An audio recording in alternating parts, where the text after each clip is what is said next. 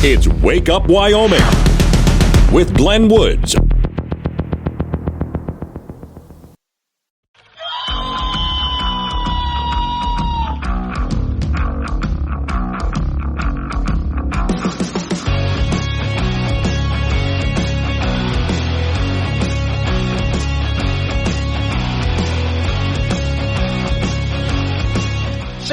The time. It's Wake Up Wyoming. It is a Monday, so rinse and repeat. Today's show is sponsored by chocolate-covered beaver tail, made with authentic artificial beaver tails. I like that it's authentic and artificial at the same time.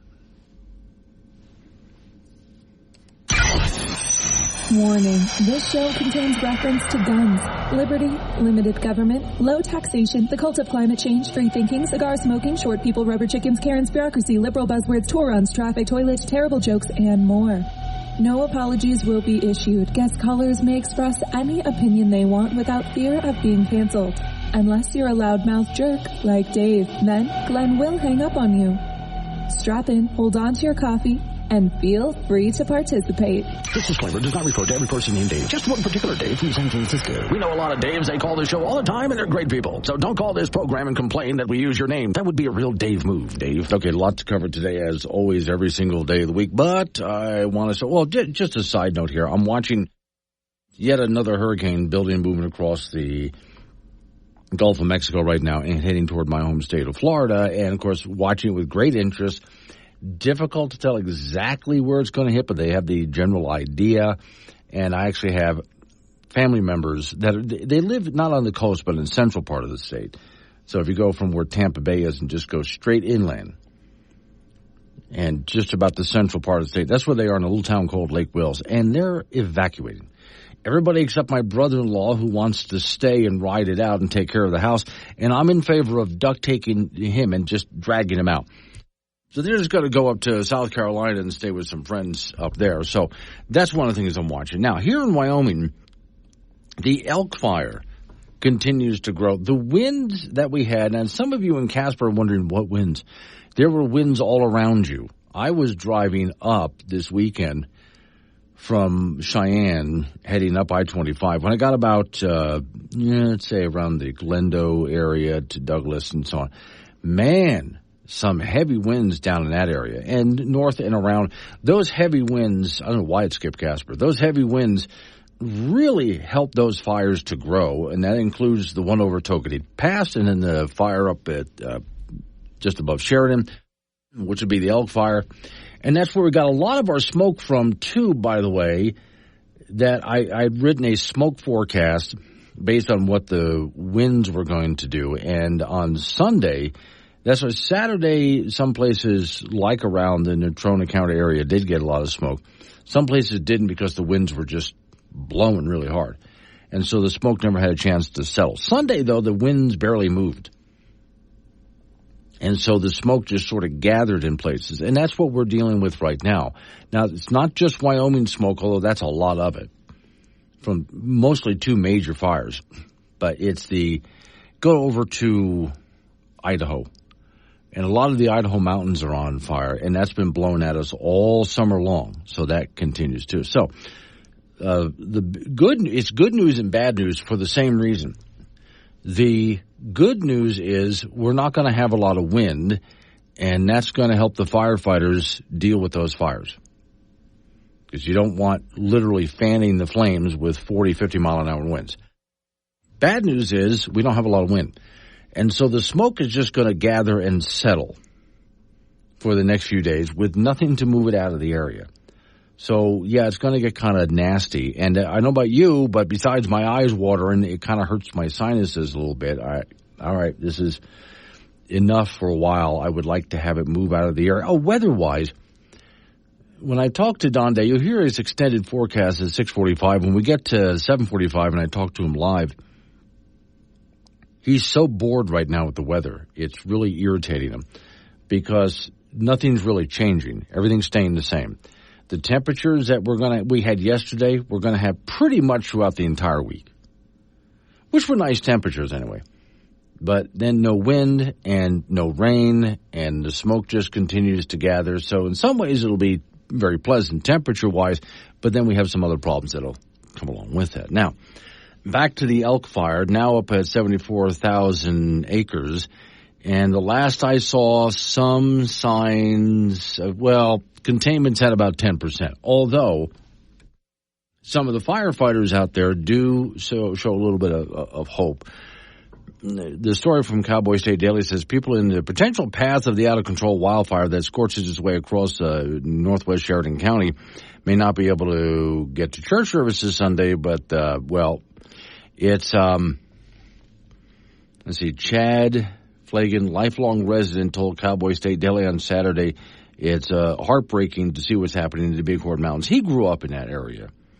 But as we take a look at what firefighters have been doing in cutting pathways in the area and in dropping slurry and so on, while they only have 10% containment, they have staged a lot. And so with the winds not fanning the flames, they've got a chance to get a hold of this thing. And at 74,000 acres, that's a big fire. I mean, a huge fire.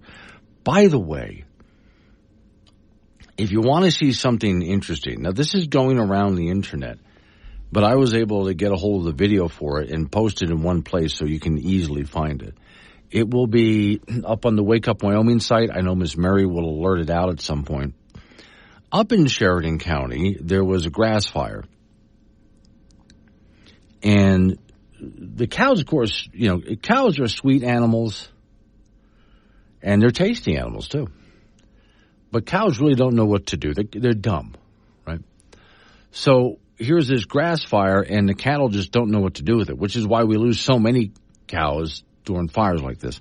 And so there's a family that gets out there on horseback. There's also a cute little border collie that's with the family helping them out. And they are trying to get the cattle to get out of the burning area.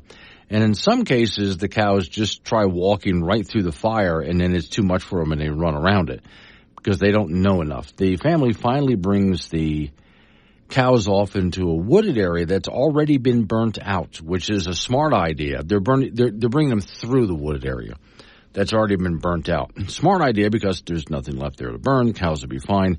And they take them over to some area where the cows will be much safer. But there's 3 videos that go with this story that I have up on the Wake Up Wyoming site. That's really impressive to see the family on the horseback with their border collie as they're herding the cattle literally through a grass fire to get the cows out of that area and to get them to someplace that's safe. And that's part of what people have been dealing with. Up in that area above Sheridan, there's a few structures have been lost. But for the most part, they've been able to keep the fire away from a lot of the structures that are in the towns below. The only road that's closed right now this morning is Highway 14, like it was last week. Highway 14, of course, if you go above Sheridan until you get to hit the 14, that's normally what you would use to cross over the mountains in northern Wyoming, Bighorns. Half of that highway is closed, going up the mountains and about halfway across the mountains. So you're not going to be able to do anything there this week at all. That's still closed. Oh, and Togety Pass remains open. That's good because there's been some worry that it might get closed again with all of the smoke that's coming out of that area. And there's one more story that I had put up with you. It's put up for you. It's about all of the people in the area, around that area, that are just pitching in to do whatever they can for each other. It's like watching people up in the Carolina and Tennessee mountains and so on after the hurricane blew through their area.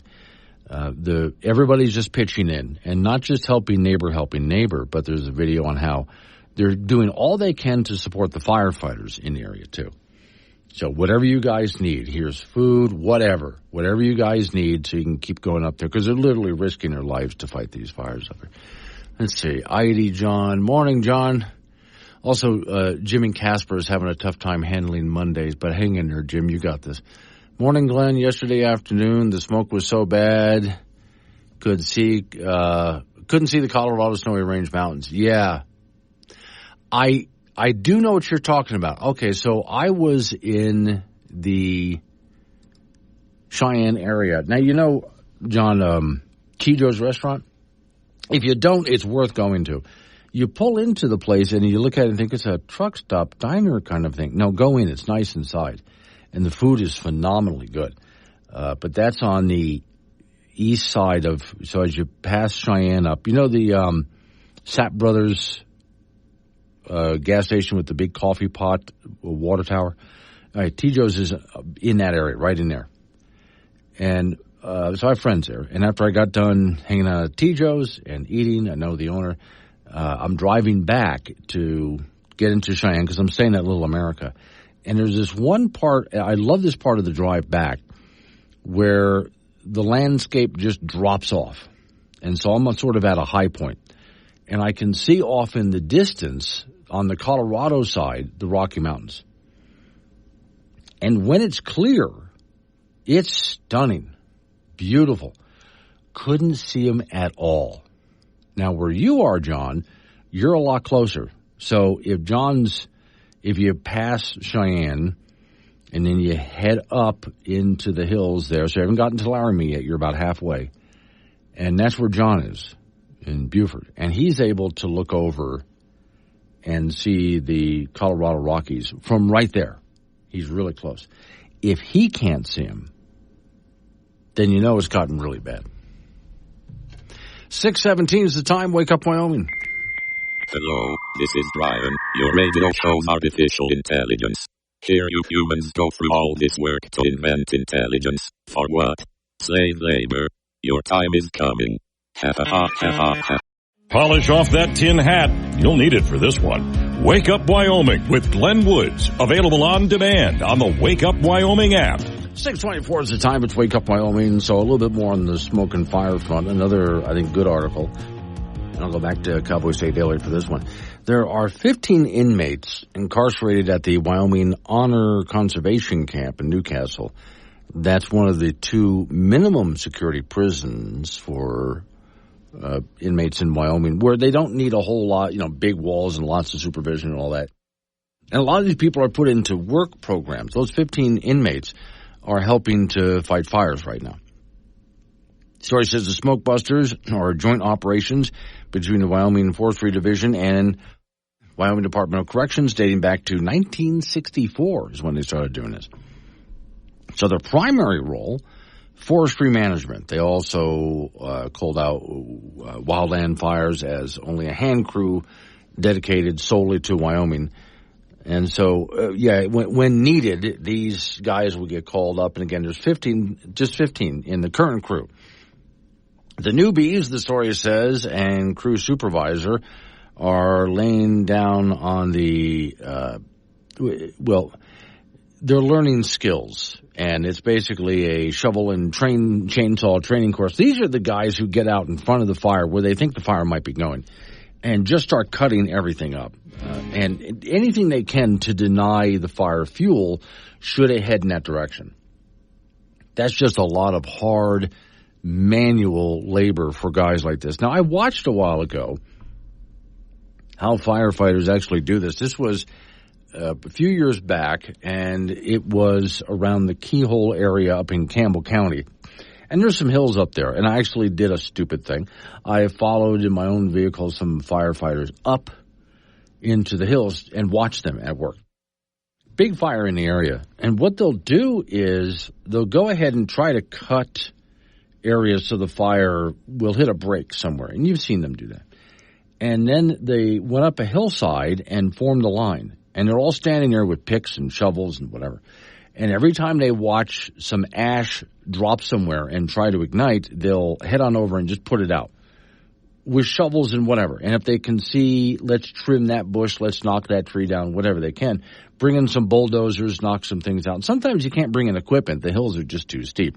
So it's just going to take people walking around with shovels and picks and so on, just making sure that the fire's going to hit the brake and stop there. But it's also going to try to throw ash as far as it possibly can. And when it does, that's where firefighters are out where they think it's going to go, trying to stomp those suckers out. Also, that's where the smaller airplanes will come in. And when they see a hot spot striking up, those planes will fly over and just drop water on it. and try to put it out before it really gets a foothold. Not always easy to do, obviously, when you're dealing with a really big fire like the one over in Togety Pass or the Elk Fire that's up above Sheridan, Wyoming. When it gets that big, where you can imagine, especially up on a mountaintop, imagine how far those lit ash can go before it hits somewhere. And by the time they see that something's burning, you can imagine it can be too late. So it's hard to keep in front of something like that. But no wind over the next few days, that'll help. Anyway, so at least it'll stay burning in place. It'll have a hard time moving, although those fires at times will create their own wind and blow themselves along. Not trying to be a pessimist, just saying that it was interesting to watch and learn as these firefighters use those techniques to try to do anything they could to slow down and stop a fire in its tracks. Coming up on some local news, after local news, update on your weather forecast. You and I get back into it again. I've got some other stuff outside of Wyoming and outside of fires to cover with you. The extended forecast from day weather is at 6:45. Not a lot changing, not a lot happening in that forecast, but still, they'll update you on it. Let's Wake Up Wyoming.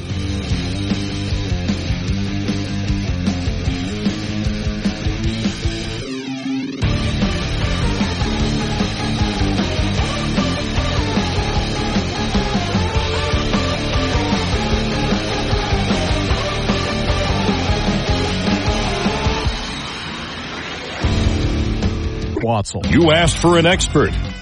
We didn't have the budget for that. Wake Up Wyoming with Glenn Woods. Weekdays 6 to 10 a.m. and 24/7 on the Wake Up Wyoming app. 6:36 the time. It's Wake Up Wyoming. All right, real quick, let's get over to the presidential race.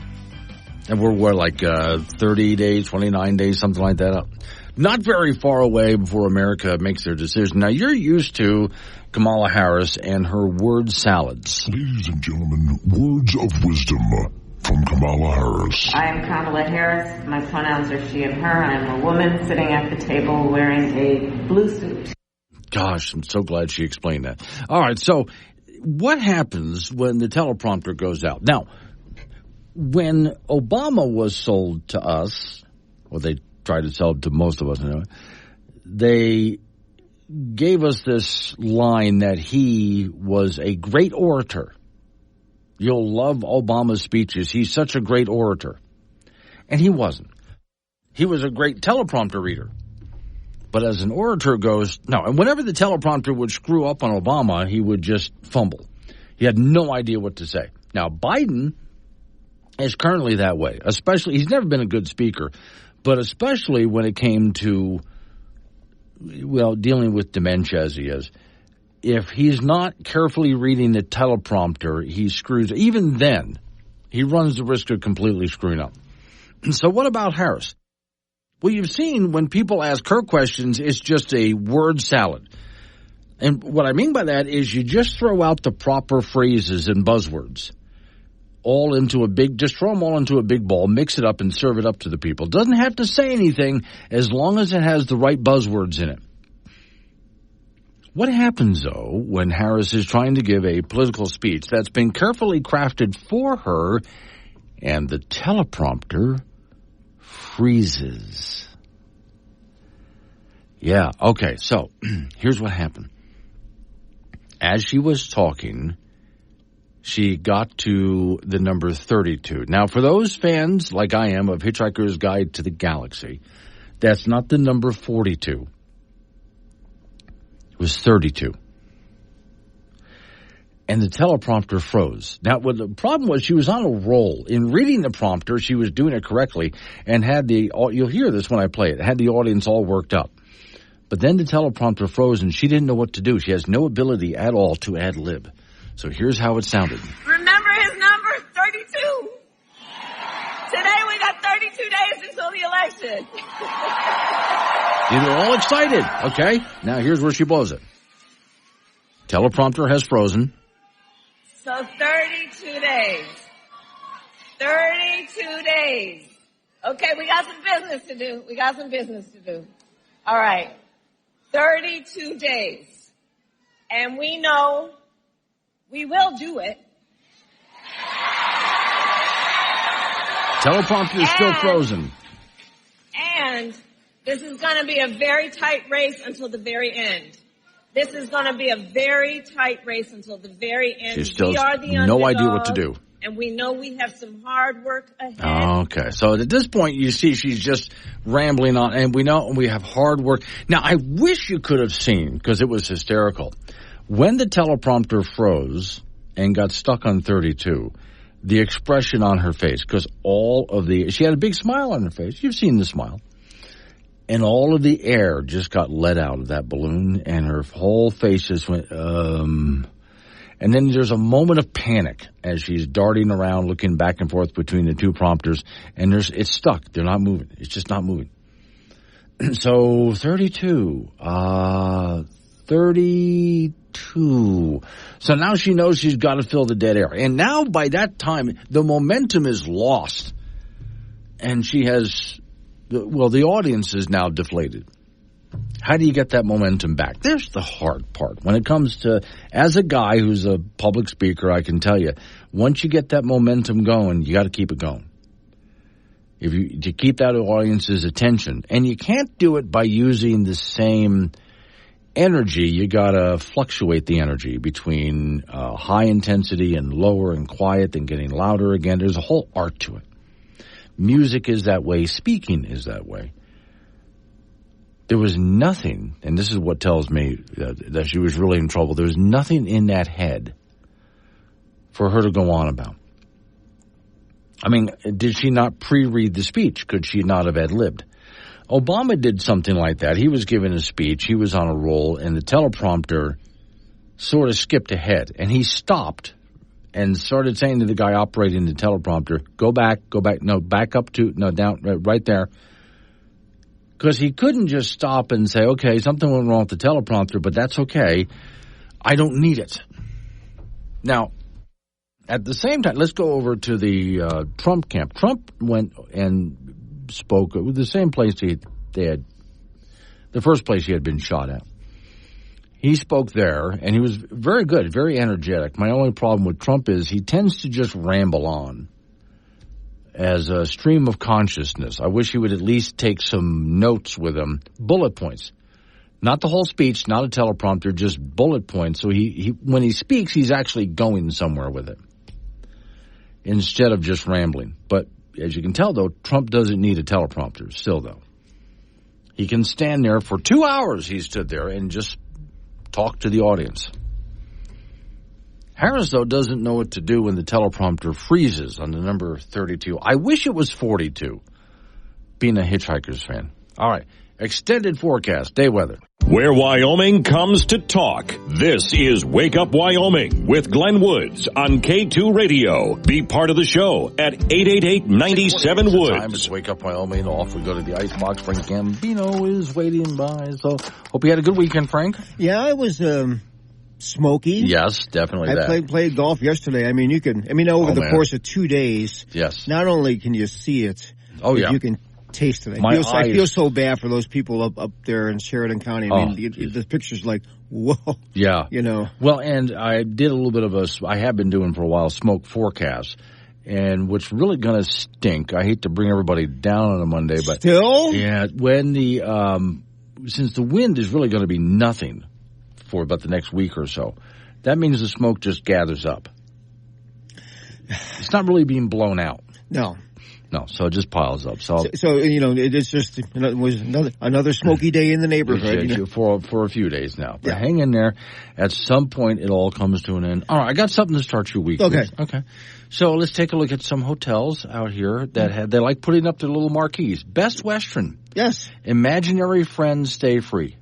Imaginary friends stay free. Isn't that nice of them? Yeah, okay. I like this one, too. Wayside Motel. Right away, the name has me worried. Wayside Motel. Open all year, and underneath it says, closed for the season. They're on a different calendar than the rest of the folks. Yeah. Jim and Susan's Motel. Kitchenette, cable TV, indoor pool. Cleaning, comfy rooms. Sue, I'm sorry, please come back. Sue. Yes. So apparently, it's Jim and Susan's hotel. Apparently, Sue left them. Oh. Okay. Gotcha. Warning: up to $1,000 fine. No smoking. Mm-hmm. Do not sit on the table. What happened there? Do not extinguish cigarettes on the wall. Okay. No. Well, if you can't smoke. No. But when I see things like don't sit on a table and do not extinguish cigarettes on the wall, it makes me wonder what kind of hotel. Who visits that hotel if that's what they're doing? In bottom of the barrel. Yeah, so you got to worry about your neighbors. Don't stay there. No. All right, National Football League, the Denver Broncos, amazingly enough, they beat the Las Vegas Raiders yesterday 34-19. Patrick Surtain had 2 interceptions for the Broncos. One went for 100 yards. And this was after the Broncos were down 10-0. They ended up scoring 34 straight points in the game. Bo Nix, their rookie quarterback for the Broncos, 19 of 27 for 206 yards, 2 TDs, and no interceptions. And the Broncos will host the Los Angeles Chargers on Sunday. In high school football, first in 4A from on Friday, Sheridan, the number 1 rated team in 4A, won their 37th straight game. They beat Cheyenne Central 41-0, so Central is 6-0, and Central is 1-5. Natrona got by Laramie 41-15, so Natrona's 3-3, and Laramie is 1-5. Cheyenne East rallied from a 20-7 deficit in the first quarter to take down Kelly Walsh and Casper 29-20. Thunder Basin over Rock Springs 45-20, and then Campbell County won that forfeit game over Cheyenne South 1-0. In 2A, Burns over Wheatland 15-7, and 1A 9-man, Pine Bluffs over Lusk 51-15, and in 1A 6-man on Saturday, Midwest beat Hewlett 94-93. That's the most points ever combined in a Wyoming high school football game. Incredible. And Quincy Paris of Midwest had 6 touchdowns in that game. Also in high school volleyball from on Friday, Kelly Walsh over Star Valley 3-0. Jackson beat Natrona 3-2. Cheyenne East over Cheyenne South 3-1, and Midwest over Hewlett 3-1. Then on Saturday, Star Valley beat Natrona 3-2. Kelly Walsh over Jackson 3-0, and it was Upton over Midwest 3-0.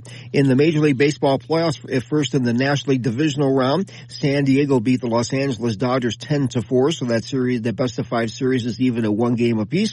Philadelphia with a run in the bottom of the 9th to beat the New York Mets 7-6. So that series is even at 1 game apiece. In the American League tonight, Detroit will be at Cleveland, with Cleveland leading that series 1-0, and the Kansas City Royals will be in New York to take on the Yankees, and the Yankees are leading that series 1-0. That's it in sports. There's a lot of baseball to have to. Yeah, in Kansas City, they lost 106 games last year. Wow. So you can win. Yes. After you lose. You hear that, Colorado? Yes, exactly.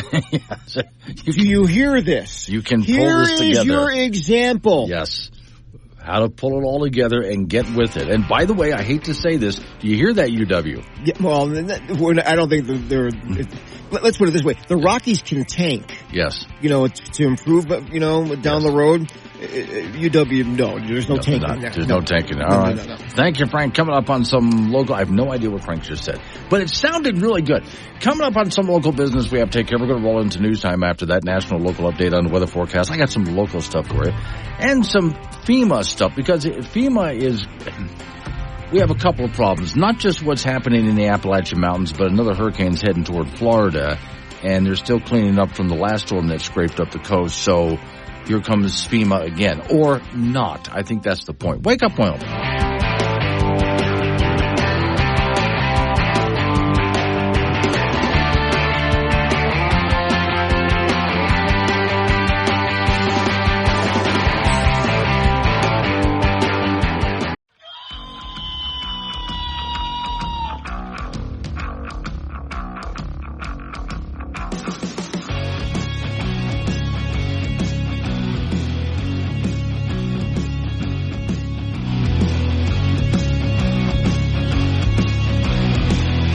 7:06 the time. It's Wake Up Wyoming. It's a smoky Monday. You've made it through the smoky week. You should give up smoking in Wyoming. I mean all of Wyoming. Today's show is sponsored by chocolate-covered beaver tail, made with authentic artificial beaver tails. It's the authentic artificial that I like the best about it. It just kind of goes together. Warning, this show contains reference to guns, liberty, limited government, low taxation, the cult of climate change, free thinking, cigar smoking, short people, rubber chickens, Karen's bureaucracy, liberal buzzwords, tour runs, traffic, toilet, terrible jokes, and more. No apologies will be issued. Guest callers may express any opinion they want without fear of being canceled. Unless you're a loudmouth jerk like Dave, then Glenn will hang up on you. Strap in, hold on to your coffee, and feel free to participate. This disclaimer does not refer to every person named Dave, just one particular Dave from San Francisco. We know a lot of Daves. They call this show all the time, and they're great people. So don't call this program and complain that we use your name. That would be a real Dave move, Dave. Real quick on the smoke front now, I will have at 7:45, Don Day's out of town. He's going actually at another balloon festival thing. But still, we'll have an update from day weather. And it really looks like this. There was, for parts of Wyoming over the weekend, a lot of wind that kept the smoke out. Some parts of Wyoming had no wind, and the smoke just gathered. Most of this week, no wind. Very little, if any, at all. So you look at your flagpoles out there. They're barely going to move for most of the entire week, which means the smoke just continues to gather and just sit there. I got some stories for you about people helping people up above Sheridan County, with the fire up there, the Big Elk Fire, which is continuing to grow. And there's also some videos that have surfaced on the internet about some people up there having to move their cattle through a grass fire to get them to safety. That's interesting. Let's see, some other fires. We head over to Togety Pass. I was worried about Togety Pass being closed over the weekend. That hasn't happened, but that's also just going to be really smoky. My eyes are watering. I don't know about you. But the entire time that I've been on, well, this whole weekend, even on the air in the studio here, my eyes are just watering. And my sinuses are hurting while I'm talking to you, just because of all the smoke gathering in the area. All right, so Curly in Chugwater, good morning, Glenn. He says, now, Curly, my name is spelled with two N's. So you might have missed that. It's not Glenn, it's Glenn. See the difference there? Okay. You owe me another letter N. So just type N and send it to me on the app. That's all you got to do. I'll insert it for you. That's fine.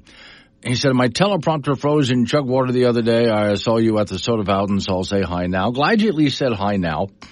What he's talking about, and I'll play it again a little bit later this morning for those who missed it, Kamala Harris was giving a speech, and she got to part of the speech where he said, we have 32 days left, and the teleprompter froze. So she repeated 32 several times, had no idea what to do after that, and she just sounded absolutely ridiculous. Morning, Chet. Chet in Yoder starts his day by saying inflammatory things that I can't read on the radio, but okay. So, out of all the stories, let's go back over real quick to the East Coast, to the Appalachian Mountains, where, as you know, once again, your federal government has completely failed, like I kind of figured they would. We can go back to not just Hurricane Katrina, but that's a big one, where FEMA just completely failed on every level. And it was companies, for those people who hate Walmart, it was companies like Walmart and Home Depot that did the most to help people in the area, the big corporations. You know, those rich, evil corporations, and local people helping local people. So FEMA says they ran out of money. And they weren't ready for this storm. And that's because they, as you know, that by now they've been spending it on illegal immigrants. So where's the money? And I think that government has plenty of money that they've borrowed and fake printed. So to say, we don't have the money to do that, yeah, you do. Oh, you do. And there's plenty of COVID money that was never spent, too. But then there's this problem. As you know, I think the best way to handle things, because your government, and oh, by the way, on a statewide level in the Appalachian Mountains, the National Guard for each state has been doing a phenomenal job. But those people are local, right? And the local police and fire and so on have been doing a phenomenal job. And then neighbors helping neighbors and so on. So one of the best things to do if you're going to give money to somebody, give it to your local church and civic groups. Now, I'm going to play this audio for you, but I'll have to catch it for you because it kind of happens quick. Why have they been having some problems getting money to local charitable organizations? Well, there's a reason that FEMA doesn't want to give your local churches money. Being a migrant trans woman, there is an undocumented concern There is also a concern of whether they would trust the places that are offering shelter that are faith-based because of the way they've been responded to in the past. Then if they are accepted, what would happen in terms of misgendering, in terms of bedrooms and bathrooms, etc. And then in addition, public safety once they're inside from those who are actually sheltering with them. Okay, so they're concerned about giving church groups any kind of money, which, again, if you're up in the Appalachian Mountains there, who really takes care of? Everybody takes care of everybody else, and they do it primarily through their local church. Very religious up there. I mean, very. There's Southern Baptist churches and other such churches all over the place up there. This is how people take care of each other.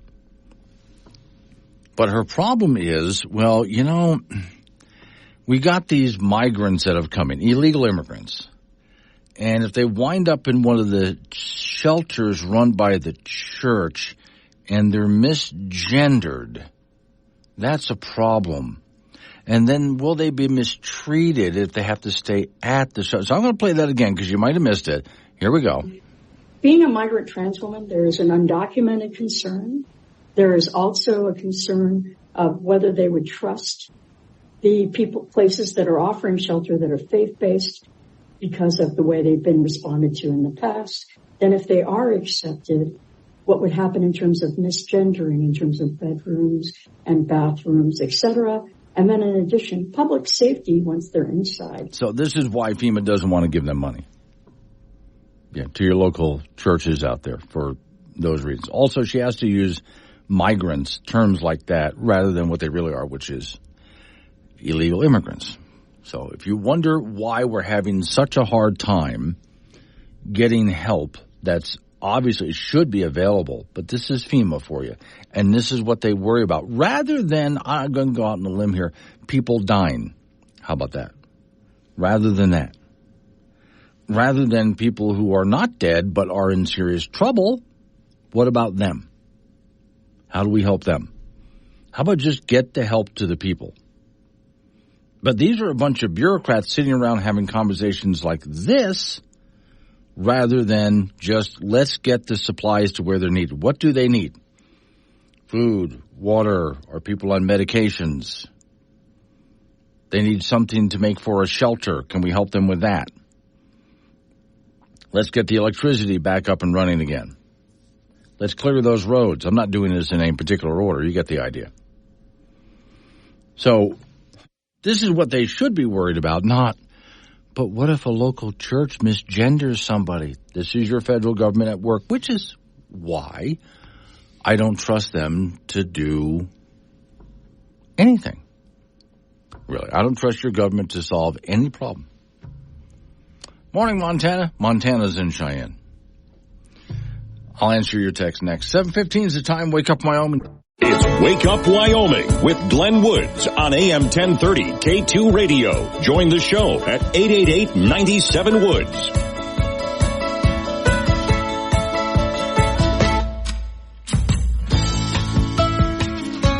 Is the time. It's Wake Up Wyoming. Okay, so Double MDC was in Casper, Wyoming. Send me a quick note here. And I think I've got the tone of this right. Correct me if I'm wrong. With all the negativity in the world, it's too bad you won't find something good to talk about. Leave your political thoughts and comments in the delete file. Well, okay. Now, my thought, though, is do you need something to something good this morning? Because I understand that. There's a lot of negativity out there, and I get really irritated by it, which is why I, at times, just go off on something completely different on this program. I don't want to talk about the same negative things over and over again. I can't stand it. So I said that I talked about something last hour, and for those who missed it, I'm going to bring it up again. Pardon me while I click over there. It's on the Wake Up Wyoming site this morning. I titled it, Community Supports Heroes Fighting Wyoming's Elk Fire. And as you read the story, it was a reporter from Montana, from a television station in Montana, KURL 8 is the TV station, and she was asked to come on down and take a look at what was happening at the elk fire That, of course, is just above Sheridan up in the mountains there where that was happening. So when she came down, her name is Wren, and she found a really good story. She got with a young man who I think was probably kind of taken with how cute she is. But anyway, and he drove her around and showed her what people there in the mountains are doing and at the base of the mountains. He grew up in that area. That whole area is his hometown. He grew up in those mountains and grew up just at the base of the Bighorns. He knows the community. And he's among many other people who are not just supporting each other through this as the fire rages on, but they see all of the firefighters up there, most of whom are not even from this area. And what they're doing, literally putting their lives at risk to save the community. And how hard they work through, you imagine the hours these guys are pulling to fight this fire, which has really gotten out of control. It's over 72,000 acres now. And so the community is not just pulling together to support each other, but they're doing all they can to stockpile. There's some buildings that the firefighters can go into that are just stockpiled full of anything that the firefighter might need. From food to toiletry items to whatever they think, even some treats for those guys. So you're going to take a break, you're going to relax for a while, here's something good to eat, here's something soft to lay on, whatever they need. So it's a very good piece that Wren from the TV station KURL Channel 8 up in Montana put together. I really enjoyed it. So I put together it as a story on the Wake Up Wyoming site, so you can go ahead and read the piece I wrote, but also watch the story. Now, further down below it, if you want an update on the elk fire, I have that video too. This is a community meeting from the U.S. Forest Service about the Bighorn National Forest and the fire that's going on up there. And it was a rather big community meeting with a lot of speakers up there. But I hope that makes you feel a little bit better about, I know news is constant negativity every single day, if that's what you were going after. And I really enjoyed finding a story here about people just pitching in to do anything for the firefighters who are out there trying to save their community. Now, another story I had, which I thought was pretty good, there is, and it comes with video, it's worth watching. There's some cattle that were up in the Bighorn Mountain area, right up in that area, out in the fields. And because the fire is throwing sparks, there were some heavy winds, here come the sparks. And so some grassland, it's sort of wooded / grassland area up there, and the cattle are up around that area. And so now the fire is starting to burn the grass. So the family gets out there on horseback, and this is 3 different videos you can watch that I posted for you. And they're not just herding the cattle, they literally have to herd the cattle through the grass fire. They also have a border collie with them, and the border collie's helping the herd, helping to push them along. And now and then we'll look back at its owner to see this way, right? And then continue on with them. So it really is 3 interesting videos as they take the cattle through an area of forest, out of the grass, through an area of forest that's already been burned, which is a safe place to be because there's nothing left to burn there. But you can see these charred trees and so on. And they're just trying to get the cattle down someplace a lot safer. Which, again, is another story I looked at and thought, wow, look at all of them getting together, working together, just to try, really, just to try to save not just their livestock, their livelihood. Really impressive to see. So, yeah, if you're looking for something that's a little bit better to start your day with, maybe that will do it. I still have some stories, though, on the more negative side about FEMA, which I want to get onto, because we not only have what happened with the hurricane up in Appalachia, but now another hurricane's heading directly toward the middle of Florida, across the Gulf of Mexico, right toward the middle of Florida. And it's getting big. It's really getting big. So as it heads that way, my family's evacuating the area, and I also wonder about what is FEMA going to do now that FEMA has already declared that they're out of money because of where they've spent the money on illegal immigration, things like that. Well, I have a story up in front of me that I'll go through just a little bit of some of the other places where FEMA money has gone to. The story says $1 billion and counting to resettle hundreds of thousands of illegal immigrants allowed willy-nilly across the border. Biden-Harris are old hands at playing where's the ball. And embarrassing to see, illegals in San Diego, New York City, et cetera, et cetera. But okay, it's not just that. How about gifting money to electric vehicles? Here's a quote. I am delighted to help the Biden-Harris administration with, again, money for electric vehicles, but also money that was supposed to go toward Medicare for retirees has been diverted off to other things like electric vehicle and so-called green energy. So it's not just FEMA that they're taking money from. They're pulling money from other places, which includes Medicare and Medicaid and, The law requires manufacturers, the story says, to pay government rebates on medicines sold to Medicare if they raise prices more than the inflation rate. And that puts them on the hook for entitlement Part D. Democrats are basically taking the savings, as they're calling it, that extra money, and putting it toward their new Green Deal. So that's just one of many things that are on the list here about what is happening to money that was supposed to be allocated toward one thing, but is being allocated towards something else, whether it's Medicare or Medicaid or whether it's money that was supposed to be for FEMA, wherever it is. It's not going to what they originally allocated the money for, and heads should roll because of that, because now that we really do have trouble and need that FEMA money or the Medicare or Medicaid money, it's not where it's supposed to be. They put it off on pet projects that they couldn't actually get passed through Congress. All right, that's a lot to throw at you in one short little segment. Coming up on some local news, update on your weather forecast. You and I get back into it. 7:45 day weather, and we take a look at the really still and dry conditions that we have in the state of Wyoming over the next few days that will help them fight the forest fires, but it's not going to help those who are having some problems with irritability because of the smoke, because the wind's just not going to blow it out of our area. That's all coming up in just a couple of minutes from now. It's Wake Up Wyoming.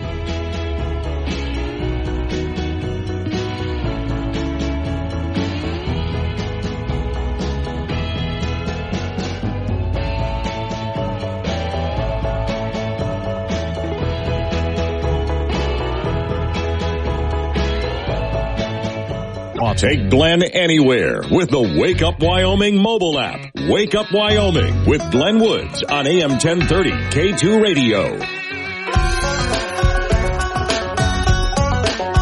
7:36 the time. It's Wake Up Wyoming. My name is Glenn Woods. Thanks for joining me. Okay, one more fire story for you. We'll go to Teton County for this. Some Teton County residents are being encouraged to prepare for evacuations, wildfires continuing along the Western Range, and that's a lot of in the Togety Pass area, but in some others too. And that's been smoky as well. The story says, in an alert issued by Teton County Emergency Management, residents of the upper Gross Venture area above Goosewing Road Junction, if you know what that is, were advised to set, phase, and get ready to go. In other words, get prepared just in case, and get ready to go in case it got that bad. In an alert, Teton County EMA warned of blocked roadways, poor visibility caused by the smoke. That's why there was some concern about Togety Pass being closed again, which, by the way, I'll take a look at that in just a moment here while I'm talking to you. Recently, the two fires in the region, the Pack Trail Fire and the Fish Creek Fire, merged. This larger fire is being referred to as the Pack Trail Fire. As of Sunday morning, the fire is burning across nearly 49,000 acres. So, okay, I will go ahead while I have you here. Let's start off with WYDOT. And WYDOT is posting road closures, of course, but they also have, if you ever want to take a look at this, they've got those road cameras that you can drop down and zoom in on things, which can be really interesting at night to zoom into some areas and watch the fire glow. Okay, currently the only roads that are closed, according to WYDOT, are still up if you, they've extended it. Hang on. They've extended this since I last talk to you about it. So originally, if you were go north of Sheridan, okay, we go to Ranchester and Dayton on Highway 14. And as soon as you get to Dayton, which is a cute little town right at the base, east side of the Bighorns at the base, that's where Highway 14 was closed. Now they've extended that. It was closed just about halfway up the mountains, and then there's a junction there, which is the Burgess Junction, where Highway 14 splits into 14 and 14A. Well, that's where you could still drive Highway 14 past that junction if you're heading west. Or if you're coming from the west, you could go up to the junction, and they wouldn't let you down the east side of the mountains. Now, Highway 14 is almost completely closed up in the Bighorns, almost completely. If you're on the west side of the mountains, you can take 14A or Highway 14 and go maybe about less than a quarter of the way up the west side of the mountains, and then you're done. They're not going to let you pass that. And that's just smoke and fire in that area. And I'm wondering now, so I'm going to go ahead and try to do this for you, see if I can, there's additional, the YDOT map is really good at laying out webcams and things like this.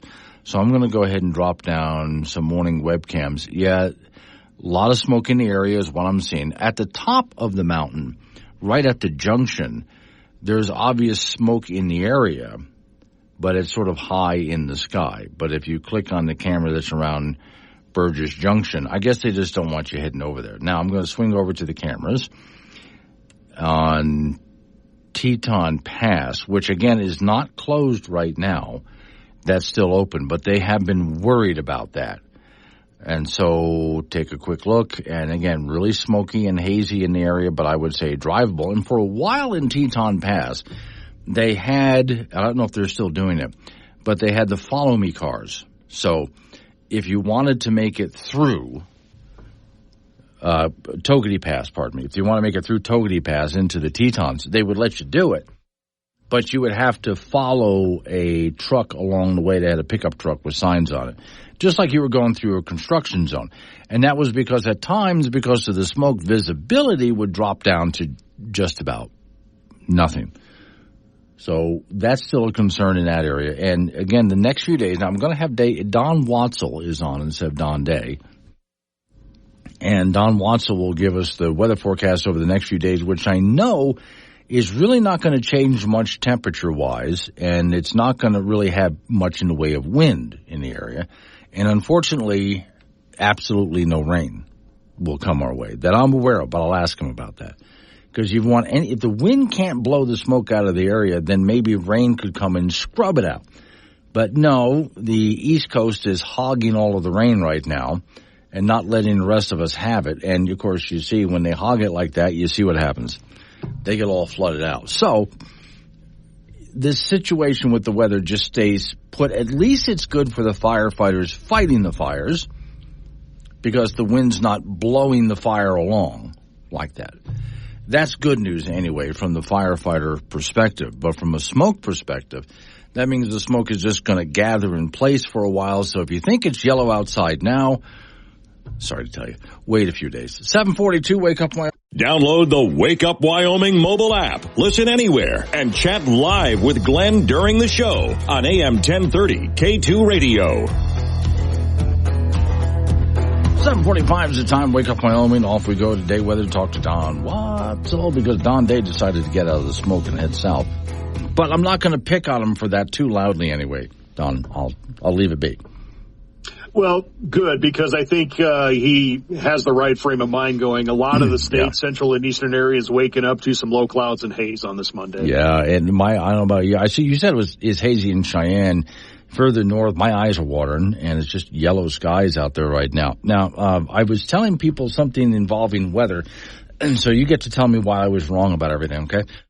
It looks to me that over the next at least week or so here, not much for wind in Wyoming. And so that smoke looks like, to me, it would just build up and stay put. Well, I guess if you want to be right, I'll let you be right about that. Because, we are not going to have too many wind impacts this week.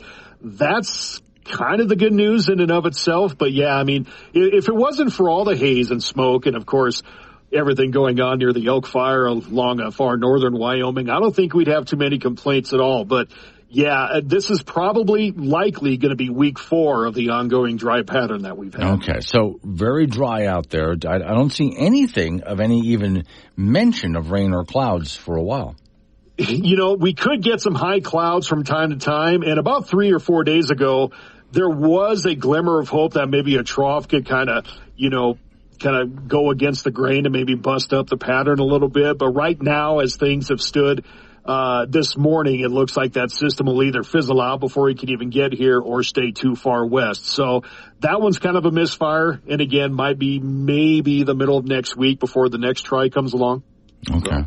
Now, here's the good news anyway. For people who like the temperatures the way they are, this is going to stay nice temperature-wise. Yeah, I mean, from that angle, yeah, we are really looking at some good conditions, 70s, 80s. In fact, by Wednesday and Thursday, far eastern areas of the state could even see some upper 80s. So that's, I can't say it's unheard of this time of year, but it gets a little more rare, of course. Okay. At some point, do we see something in the future using your crystal ball that might bust up the logjam? Well, again, the middle of next week might be our next chance for any measurable rainfall with the system coming in from the northwest. And Don might have been mentioning it over the coming days, maybe towards the end of the month, after about maybe the 21st to the 25th. That could still be a time frame where we could see a more wholesale change. But that's a ways off yet. And so right now we just got to deal with what we got. Deal with what we got. All right. Thank you, Don. Don Watzel in for day weather. Off we go to the ice box where Frank Gambino is waiting by. So, all right, Frank, I was entertaining you. I got a few more for you. Oh, I love it when you're entertaining. It doesn't happen very often, but still. It does. I try 4 hours a day and fail 4 hours a day, 5 days a week. But it's the effort that counts. It really is, yeah. So I was entertaining Frank here with signs from motels, like Imaginary Friends Stay Free, I think is what one about of my those favorites no-tell so motels? That's a good one there, yeah. Let me see. There's one I cannot read on air, but I like this one. Free Wi-Fi. See, now, punctuation is important, Frank. Yeah. Free Wi-Fi starting at $59.99. Yes. Yeah. Okay. Does anybody really look at these signs? I think and say, is this making sense? I'm going to put this up. Would somebody please critique it before I do? Yeah. Okay. Now pet friendly, except for bears. We're not making that mistake again. That's accurate. Yes, I would say. No bears in the room. Right. Yeah, see. Rule 1. Now, right away, if I see a sign like this at a hotel or motel, I'm really worried. It says, in case of tidal waves, so this has got to be beachfront property. Rule 1, stay calm. Rule 2, pay your bill. Yeah. Rule 3, run like hell. In no particular order. Can I just throw the money up in the air while I run? Yeah, pretty much. Here, yeah, just keep the change. Yeah, let's see. Welcome to the front desk, proudly making it an entrance to remember. I have no idea if that was supposed to be... Okay. An entrance to like a red carpet thing, like at the Oscars? I guess so. I'm not really sure to how a that hotel works lobby. Okay. Let's see. Stay at hotel. Yes, please. Jack is here. Again, I don't understand what that sign was supposed to be, Jack, but it was a hotel marquee. Jack, okay. Yeah. Si habla español most of the time. That's good. And the other part of it, and the other part is Lithuanian. You know? Yeah, I guess so. Let's see. Motel, not a Hilton, but it'll do. Yeah. See, now that, okay. I would stay there, Frank, because they are honest. This is not a Hilton hotel. Don't get your expectations too high. But you got to admit, though, I mean, it'll do. If you're just looking for a bed and a shower, we're fine. As long as it's priced less than Hilton. All right, in the National Football League from yesterday, the Denver Broncos got to 3-2. They downed the Las Vegas Raiders 34-19. Patrick Surtain with 2 interceptions for Denver, one that went the length of the field, 100 yards for a touchdown. This was after the Broncos were trailing 10-0. They ended up scoring 34 straight points in the game. Bo Nix, their rookie quarterback, 19 of 27 for 206 yards, 2 TDs, no interceptions. And the Broncos will host the Los Angeles Chargers coming up on Sunday. High school football, first in 4A. Sheridan won their 37th consecutive game. They beat Cheyenne Central 41-0, so Sheridan is 6-0, and Central is 1-5. Natrona got to 3-3 on the year, leveling Laramie 41-15, so the Plainsmen are 1-5. Cheyenne East rallied from a 20-7 deficit after one quarter of play and rallied to beat Kelly Walsh 29-20. Thunder Basin over Rock Springs 45-20. And Campbell County in that 1-0 forfeit over Cheyenne South. In 2A, Burns in overtime over Wheatland 15-7 and 1A 9-man. Pine Bluffs over Lusk 51-15. In a 1A 6-man, Midwest beat Hewlett 94-93. That is the most combined points in a single football game in Wyoming high school history. Quincy Paris had 6 TDs for the Oilers. So that was an unbelievable game. Now in high school volleyball, first in 4A from on Friday. Kelly Walsh over Star Valley, 3 sets to none. Jackson over Natrona, 3 sets to 2.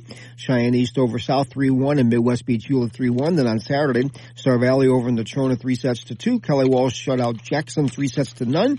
And Upton over Midwest 3 sets to none. Major League Baseball playoffs, first in the National League. San Diego over the Los Angeles Dodgers 10-4 yesterday. That's best of 5 series is now even at 1 game apiece. Philadelphia scored a run in the bottom of the 9th to beat the New York Mets 7-6. That series is even at 1 game apiece. In the American League, these best of 5 series, Detroit will be at Cleveland today with Cleveland leading the series 1-0, and Kansas City will be in New York to meet the Yankees with the Yankees leading the series 1-0. That's it in sports. You ever pull into a hotel or motel somewhere and you take a look at it and you think, if I just don't keep my eyes open all that often, I'll be fine. I've pulled into places where I needed to have some faith. Yeah, that kind of. And sometimes you're disappointed in that. Sure, and you're not sharing. You're not in that room alone. Yeah. I mean, there might not be another person in the room, but you're not in there alone. Yeah, so got to watch out for those, Frank, because. There's one hotel I walked into, and I'm thinking I could use a nice shower, but I'm thinking I'm going to come out dirtier than when I went in. Right, yeah. So when you go to those places, you give them the permanent X. Yes, that's right, yeah. And let everybody else know. Don't even permanent bother. X. Thank you, Frank. I asked Frank that because he travels a lot like I do. Coming up on some local business we have to take care of. We're going to roll into news time after that. National local update on the weather forecast. 8 o'clock hour gets us into open phones, too. So I've been talking about a lot of different things that we need to know news-wise, especially with the fires and so on. You can change the subject. I got more to come, but if you want to get onto some other topic, that's fine. 888-97 Woods. That's 888-97 WOODS. Wake up, Wyoming.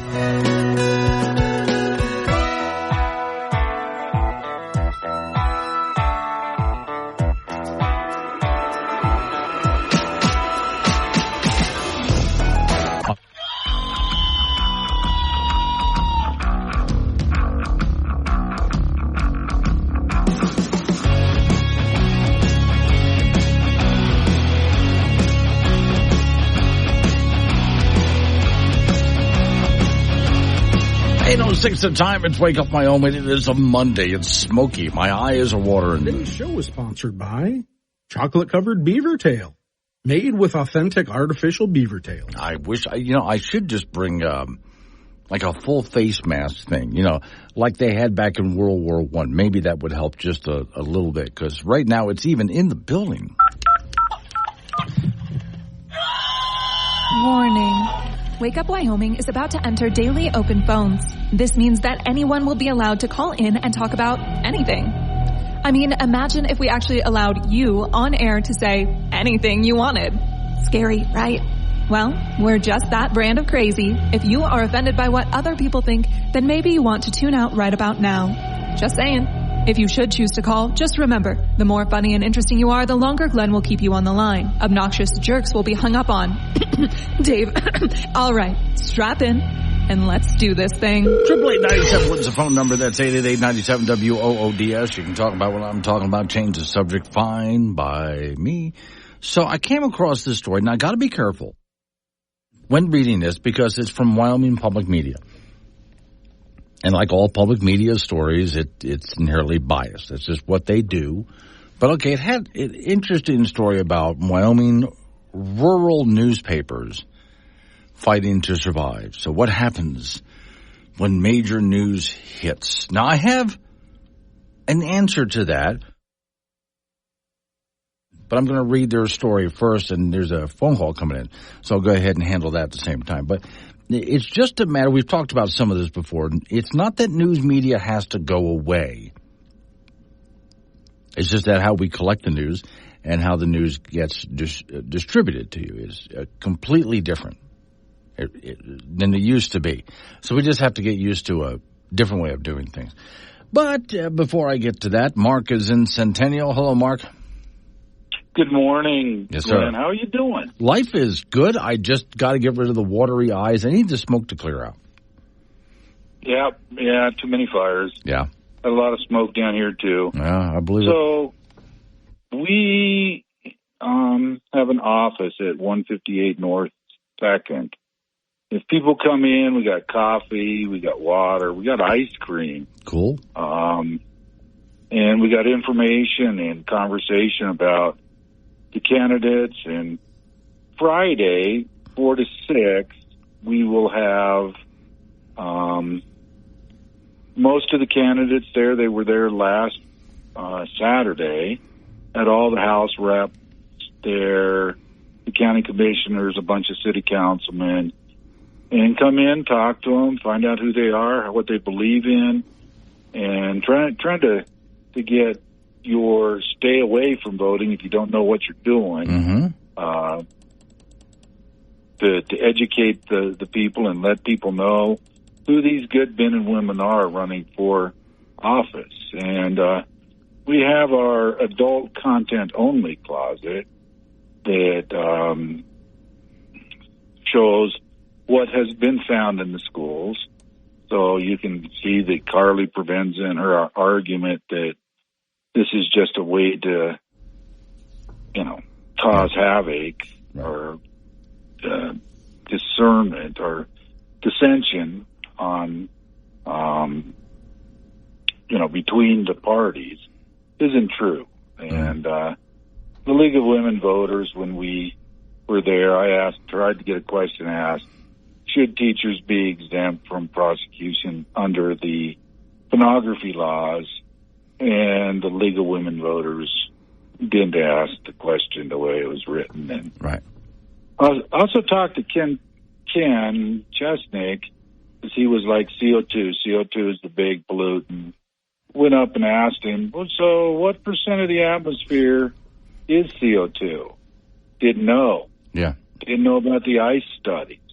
Didn't know that first temperature changes in about 800 years, CO2 increases. Mm-hmm. And admitted at the end of the conversation, or close to the end, well, I'm not an expert on it. I'm like, but you're up here talking about how bad climate variance is. I'm not denying there's climate variance, and then you're saying it's because of man's activities and CO2 in the atmosphere. And I'm like, you're up here saying that. You don't know what you're talking about. And then, of course, you go vote on this stuff. And so, Ken needs to... okay, so let's get to the point of it. So for those people to attend, because what you're saying is correct, go talk to people, go get their concerns, go learn a little bit about who's actually on the ballot. So they need to be where, when? So from about 9, 10 o'clock in the morning, about 5 o'clock at night, 158 North 2nd here in Laramie, the office will be open. And then Friday, 4 to 6, and there will be hors d'oeuvres and wine and the candidates. And that's 158 North 2nd. And we have ice cream. Okay. And it'll be this Friday from 4 to 6. All right. Thank you. Thank you for the time, sir. Absolutely. You have a blessed day. Hope a lot of people show up for that because, as you know, we're getting closer to election time. What is it, 29 days? I lost track here until we actually go vote. So with that in mind, if you still don't know a lot about your candidates, now's a good time. And if you live in Wyoming with me, it's easy to talk to people face-to-face and learn a little bit about what they really believe and why they vote the way they do.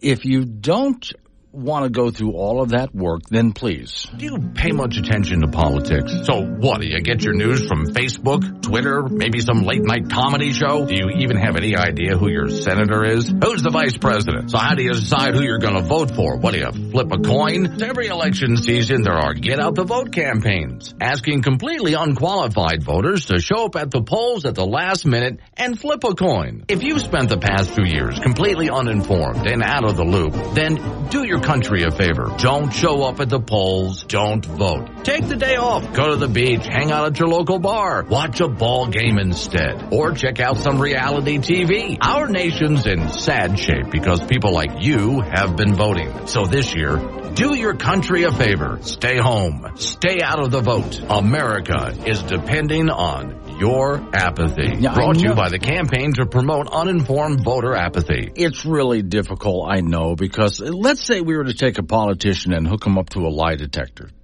And that's what you're going to base your vote on. We hooked this average politician up to a lie detector so we could discern exactly when he was lying and when he was telling the truth. Good morning. Ooh, off to a bad start. I'm happy to be here. Really? Can't even tell the truth about that, huh? Your government is hard at work. Ooh, not doing well, are we? We have solved many problems. Come on, just tell the truth once. Care about your well-being. I don't think he has it in him. I'm telling the truth, I mean. We will take responsible steps. Come on now, this is for all the money. Well, we want to solve these problems. We have faith in you. Well, no, we don't. Because the last administration... Ooh, swing and a miss. I promise I will... I'm thinking this is not going to end well. Oh, I promise I will.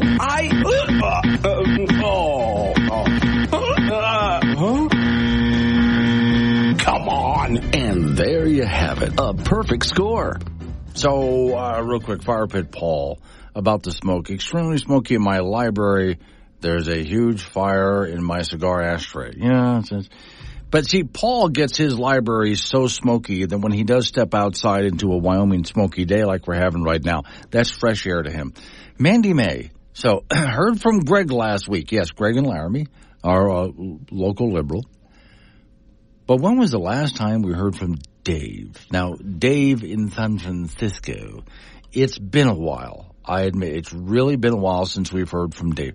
I'm hoping he calls back because I got all these liners and stuff that I play about him. So I would like more people to know who he is and why he's the only person I hang up on. Woke Radio, WOKE, broadcasting from Mom's basement until climate change floods it, which according to Greta Thunberg could be any day now, at which point we'll move up to the attic right between the TV antenna and that smelly steamer trunk. Start your day the right way. Wake up, Wyoming, with Glenn Woods on K2 Radio. Join the conversation at 888-97-WOODS. 8:20 is the time. It's Wake Up Wyoming. 888-97-WOODS, the phone number. That's 888-97-WOODS. Talk about what I'm talking about. Change the subject. Fine by me. And you can also text me using the Wake Up Wyoming app. Just download it at your app store. It's absolutely free, pun intended. And then when you open it, you'll see a toolbar across the middle. And one of the things you can do is just hit the chat option and send me text messages. So Bert, hi Glenn. Bert spells my name properly with two N's because it's not Glenn, it's Glenn. See how that works? Okay. So he says, and I have heard this, Bert, the FEMA administrator is saying that the criticism of FEMA is dangerous. Well, no, that's just an attempt, as you know, Bert, to shut us up from criticizing FEMA. It's not dangerous at all. What's dangerous is FEMA not doing their job. That people die. When FEMA doesn't do their job, and they rarely do, people die. You remember, and it's bad enough what's happening up in the Appalachian Mountains right now. I'll go back. I can use other examples, but I'll go back to Hurricane Katrina because that's one we all remember. And remember, the people who did not evacuate New Orleans were told to go to downtown area. They have was a big stadium they have downtown. Go there, the government told them. So they did. And then if you remember, there were people on television, video and people on live television as well as news reporters managed somehow to show up. And they were screaming, help us, because literally people were dying waiting for help. People were waiting for the government to show up and help, like they said, and they were literally dying waiting for people to help. That same thing happened in Appalachia right now. So if you want to get something done, screw the bureaucracy. In fact, I even heard one of the problems they have in Florida right now, up the west coast of Florida, they had this latest hurricane scrape the way up the coast and cause a lot of damage. And so their trees have been trimmed by the hurricane. All sorts of things were destroyed. So they have piles of debris in front of people's homes and businesses waiting to be taken away. Now here comes the next storm. Now all that debris is going to start flying around. That's going to get really dangerous. And those winds with this hurricane, that debris is going to start flying around. It's going to get really dangerous. So what they're trying to get people to do, what the governor is asking people to do, by any means necessary, let's get that debris out of there. So when the next storm comes, it doesn't have all of this loose stuff in piles to blow around. Makes sense, right? So I'm listening to someone in charge of this in Tampa saying we don't have enough trucks. So we need help, but you have to be properly licensed and insured. Now, you tell me if I'm wrong. My thought would be, in a situation like this, screw license and insuring. I know some people are going to say to me, but, there's liability. No liability. We're going to skip that this time. Temporary rule, we're skipping all of that. Do you have a way to help us haul this debris away before the next storm gets here? Then get your butt here and let's get this done. The state, the city will pay for your fuel. We need you here. Get here, pitch in. We need everybody. Anybody who can haul something. Get your truck here, pickup trucks, whatever. The whole idea that, you have to fill out the paperwork and be licensed and insured. Enough. Get it done. And this is what happens when citizens show up to solve a problem and when government shows up to solve a problem. So, Bert, I had heard that the head of FEMA had said that. It's dangerous to criticize FEMA. No, it's not dangerous at all. What's dangerous is FEMA not doing their job, and that's when people die. All right. 888-97-WOODS is the phone number, 888-97-WOOD. You can talk about what I'm talking about. Change the subject, that's fine by me, which is why I'm going back to the phones right now. Judy's out there in Mills. Morning, Jude. Oh, I'm sorry, I said it wrong. Hey, Jude. Hey, you know what? I'll talk about this real quick with you and the hurricane. Now, I know a lot of truckers that bid on loads, and they haven't had any loads going in there of supplies or nothing. Right. And usually this is where single truckers really make some serious dough, is hauling in fuel, water, gas, propane, things like that, and they're not getting the bid. There's no bidding. There's no bidding within 200 miles of down there. And, people are dying, and FEMA is failing big time. And you know what? Giving all that money to the illegals and raping the funds was not a good thing to do. Right. So, anyway, I got to talk about planning and zoning tomorrow night on the solar farm. I've been trying to get a copy of the PDF, I guess it's 500 pages, of the proposal that they want to do, and I can't get a copy of it to save my life. Now, this is the same thing that they did last time when they passed that land revision without us having a copy of it before they passed the damn thing. Okay? This is the same thing that they're doing. This is done under cover of night. It should be on their website, Planning and Zoning, Natrona County, where I can open that PDF and look through it and make some notes. So I don't know who's working in planning and zoning, but you better get on the ball because I'm coming down at 8 o'clock, and I'm going to expect a copy, 500 pages of their proposal. Secondly, and they cannot pass this until we have had a chance to read it. And that's 45 days, okay? Right. That's not 10 days. That's not night. That's not tomorrow night. I'm sick of this. Do your job or shut the planning and zoning down because they're not doing their job. Anyway, yeah, getting back to the hurricane, these people are dying down there, and they're doing nothing, and they're stopping people from helping them. Now, I know this to be a fact because I follow some of the guys that live down there, and they won't let people fly in with their choppers and drop supplies or get families out of there. And you know what that mountain is down there in the Appalachians? That is full of lithium. So it's like a Hawaii thing, and this is where I'm going to put my tinfoil cap on. Mm-hmm. They're wanting to get those people out of there because Camilla's old man, too, is invested in lithium, and that's what they want to do is go in there and mine the lithium under these people's butts. So they're offering them $700 for their what? And that's not to keep. That's a loan. That's a loan. That's not even, I'm giving you $700 to help you. It's a loan. That Kamala Harris is just as bad as Biden, is just as bad as Pelosi. All those Democrats need fired, and then they need brought up on charges of crimes, bribery, the coup, trying to kill Trump. These guys are evil. And anyway, with the planning and zoning, that's Tuesday night, guys.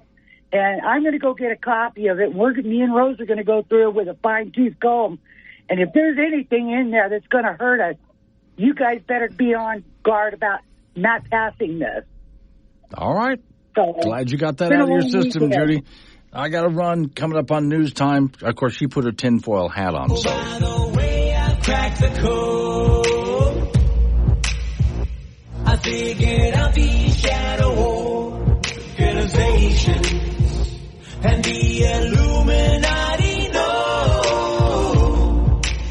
that they're finally primed for world domination. And so you got black helicopters coming across the border, puppet masters for the new world order. Be aware, there's always someone that's watching you. And still the government won't admit they faked a whole moon landing. Thought control rates like it's running. Watson, the best talk show host in the state, within his price range. Tune in to Wake Up Wyoming with Glenn Woods, weekdays at 6.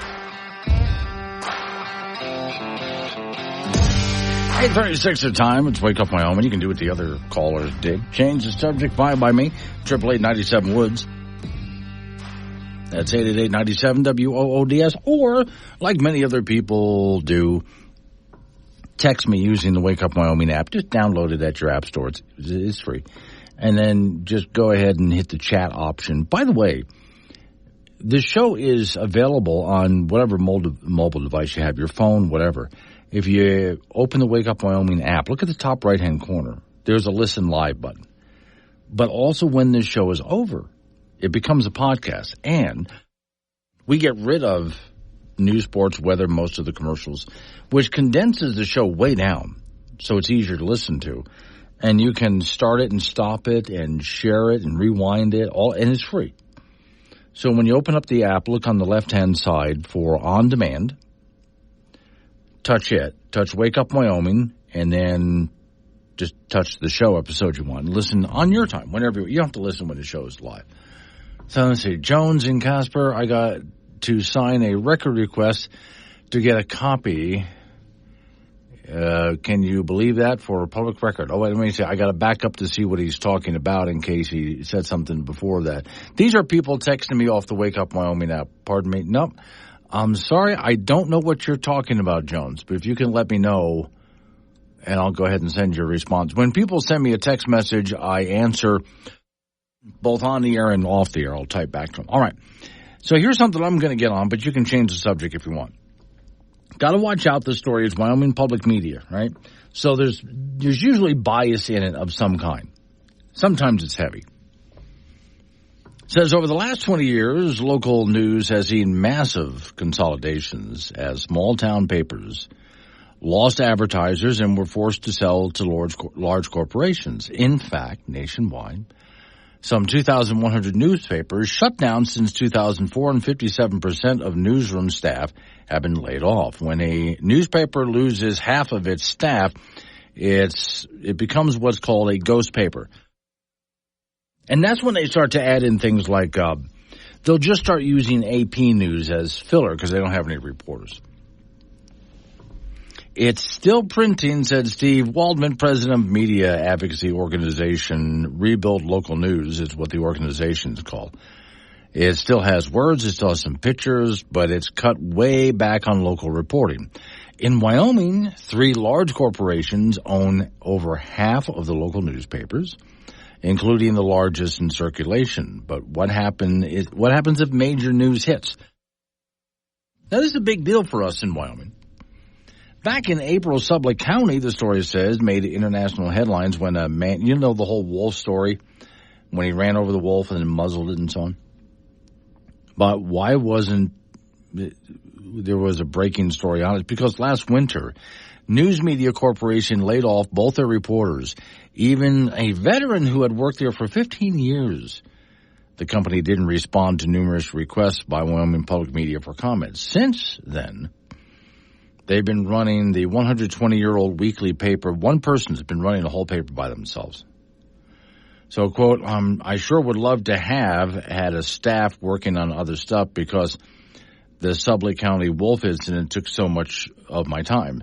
With a story with such attention, she really wished she could do justice to it. Quote, it does make me nervous not having another set of eyes reading over my stuff. Now, here's the thing. And I know this because I write some content for the Wake Up Wyoming site and some other, it appears on other sites, on other radio stations around Wyoming too. And I need a second set of eyes looking over my shoulder too. Everybody who writes does.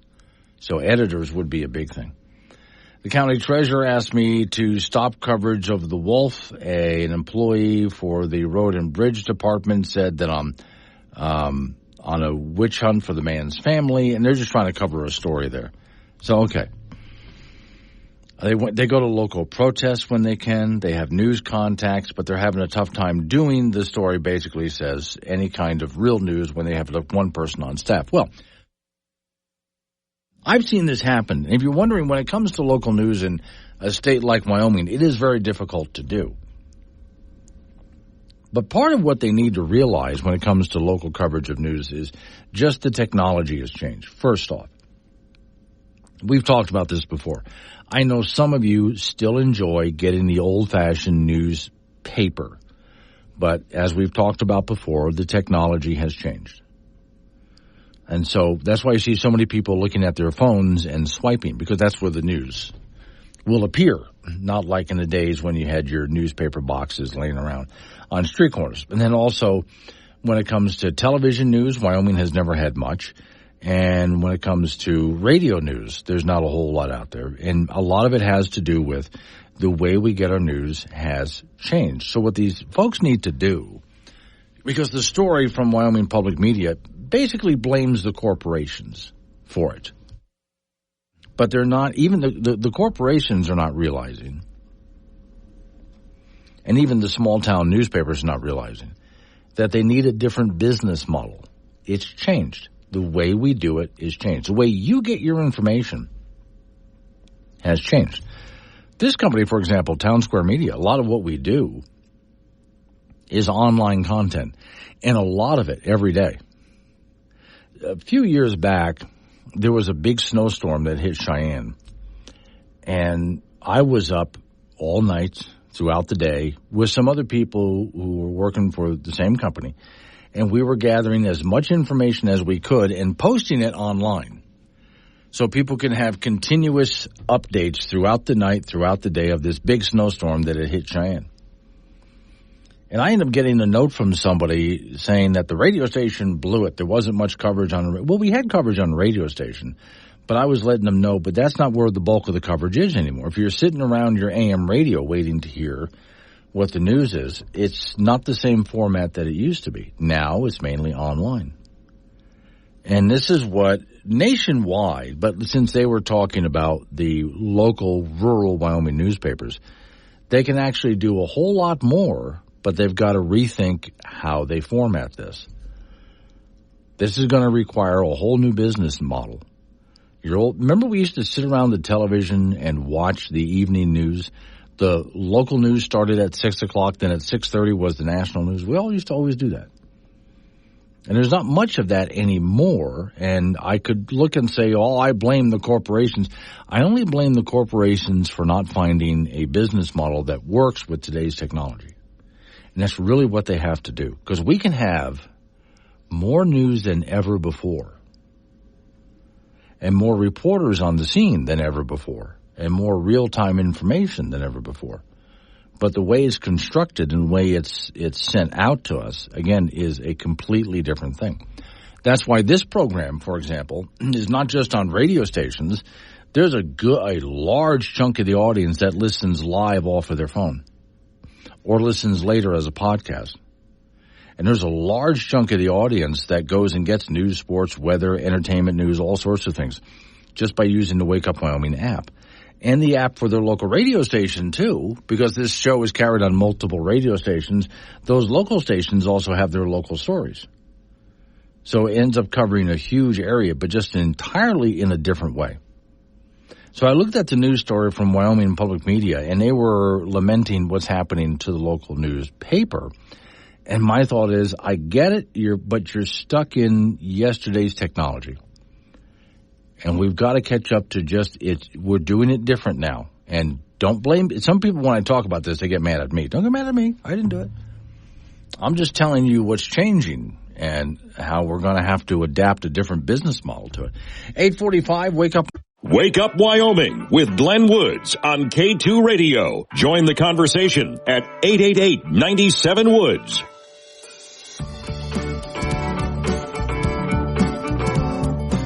8:48 is the time. It's Wake Up Wyoming. Off we go to the icebox where Frank Gambino is waiting by. Okay, Frank, I'm going to have to ask you to explain something to me. Okay. And I don't know that you will be able to, but I'm going to give it a shot. Okay. Here's a really nice motorcycle that I'm looking at, right? Right. And the girlfriend decides to go ahead and do some poses on the bicycle. And, she does these really sexy poses using the motorcycle to lay across. Got it. Okay. So the boyfriend decides, well, what if I did the same poses? And then the bike crashes to the ground. It just doesn't look good. No, it doesn't at all. No matter how hard he tries doing the same. Why is that? I mean, why? The lady, you're wondering why would he even try, I bet, right? But why? Why, yes. But she looks great. But when he tries to do the same body posture, dear Lord. It's frightening. It is, yes, and it makes me want to just go over there and slap the guy and go, stop that. Yeah. What are you even thinking? I was surprised he didn't push the whole bike over with his poses. You see?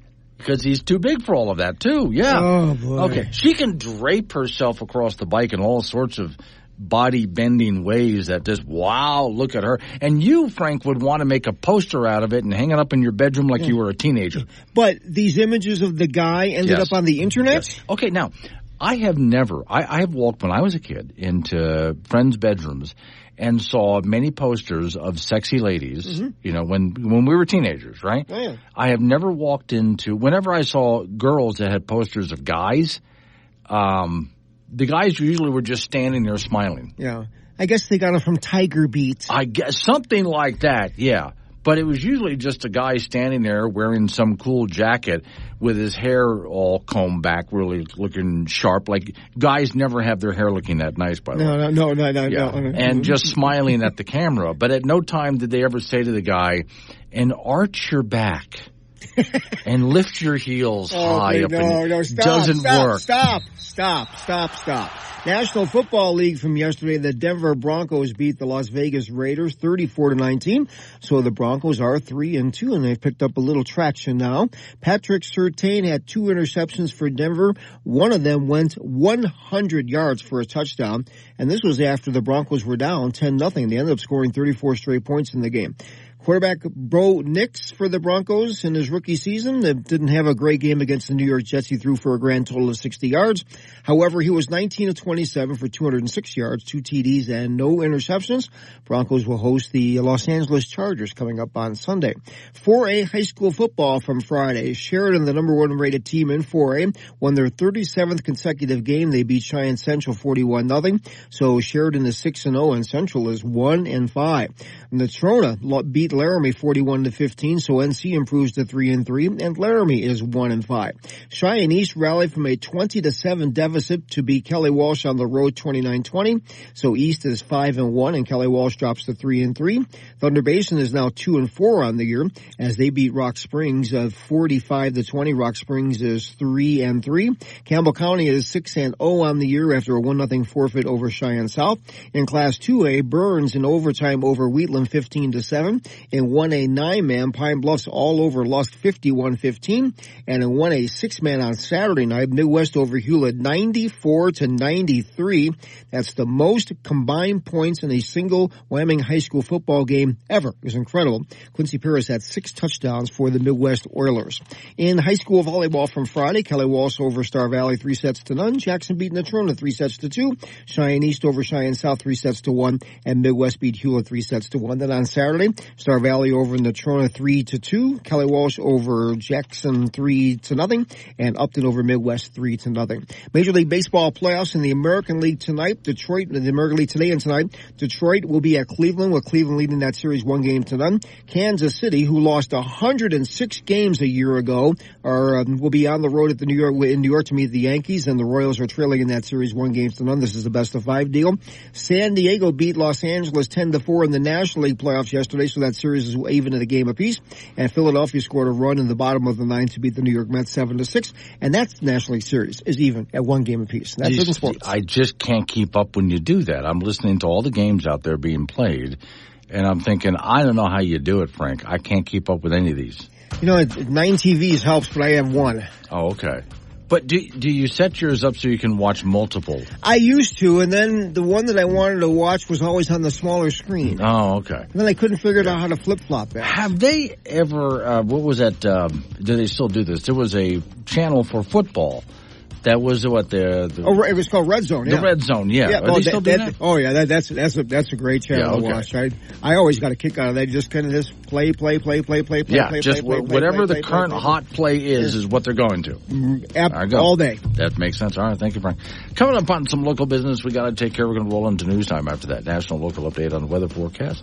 You and I get back into it again. 888-97 Woods is the phone number. It's Wake Up Wyoming.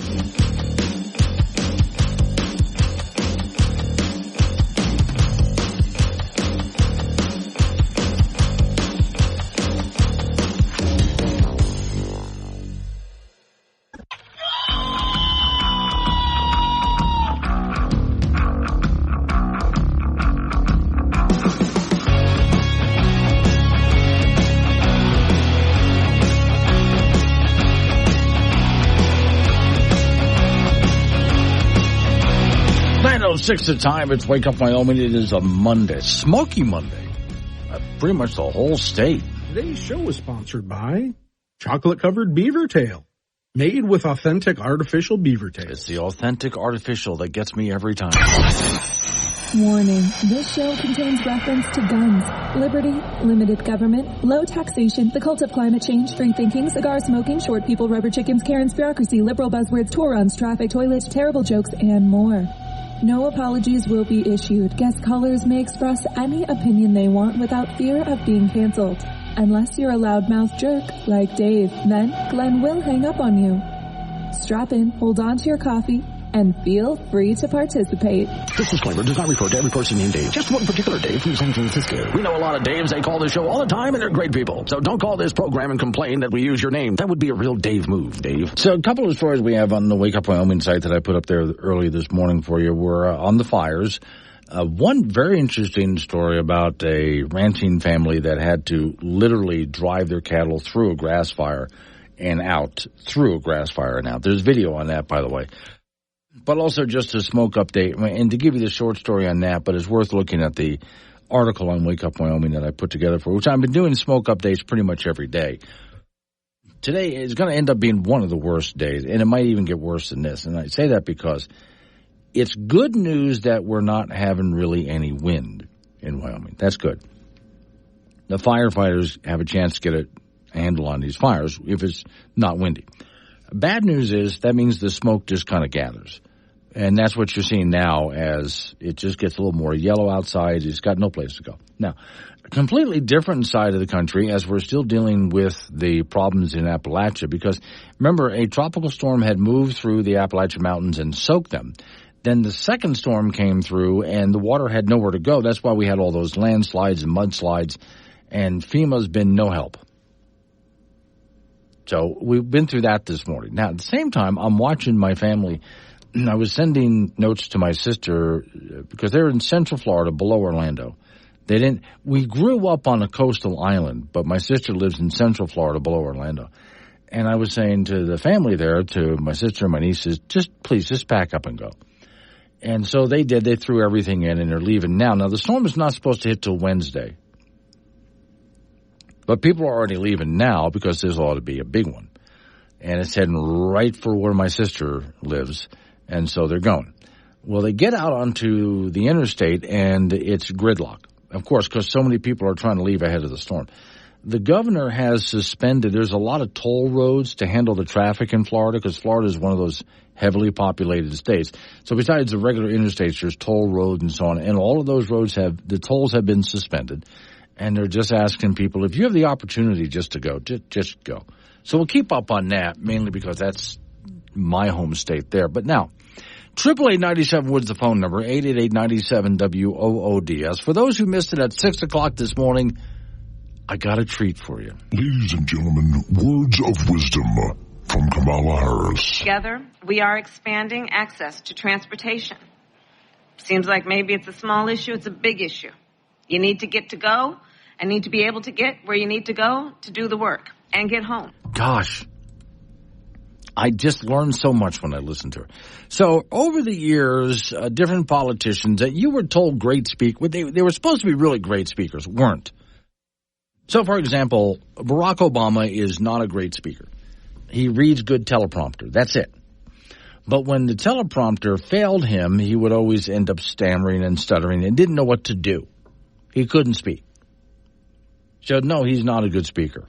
So imagine, and Biden was always just a lying moron and so on, public speaking. But now, at least he could speak extemporaneously, even though you couldn't believe anything he was saying.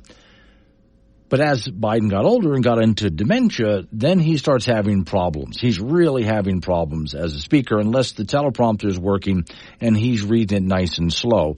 Turn the teleprompter off and he's just screwed. And you've seen that happen, right?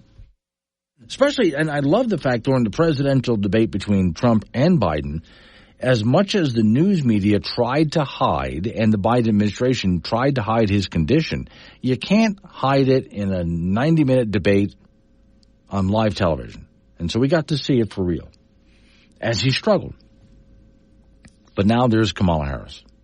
Now, first off, she's got a problem with word salad. As you just heard there, she just takes all sorts of words that sound relevant and sound inspiring, and she tosses them into a bowl, mixes them up, and serves it to you as a word salad.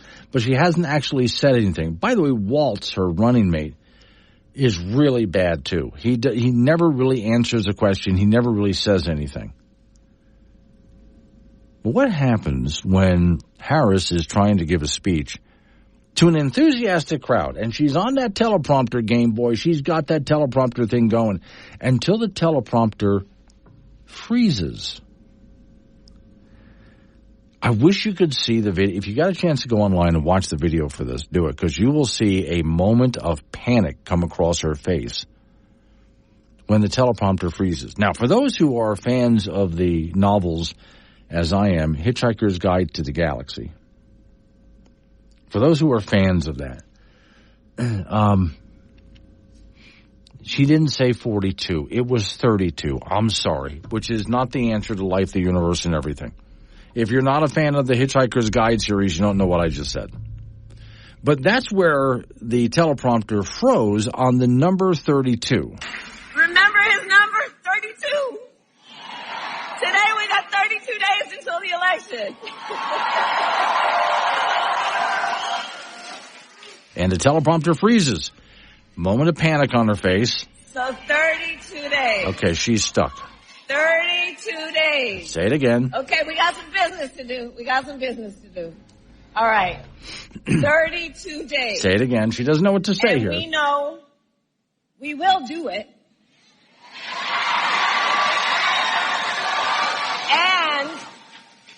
And this is going to be a very tight race until the very end. This is going to be a very tight race. She's out of words at this point. No idea what to do. And we know we have some hard Now work she's ahead. repeating herself at this point. Okay, this goes on for a while until they fix the teleprompter. My point being in all of this, not an extemporaneous speaker. Could not figure. So the teleprompter froze. So what? Keep going. You know what you're there for, right? Can you speak without the thing?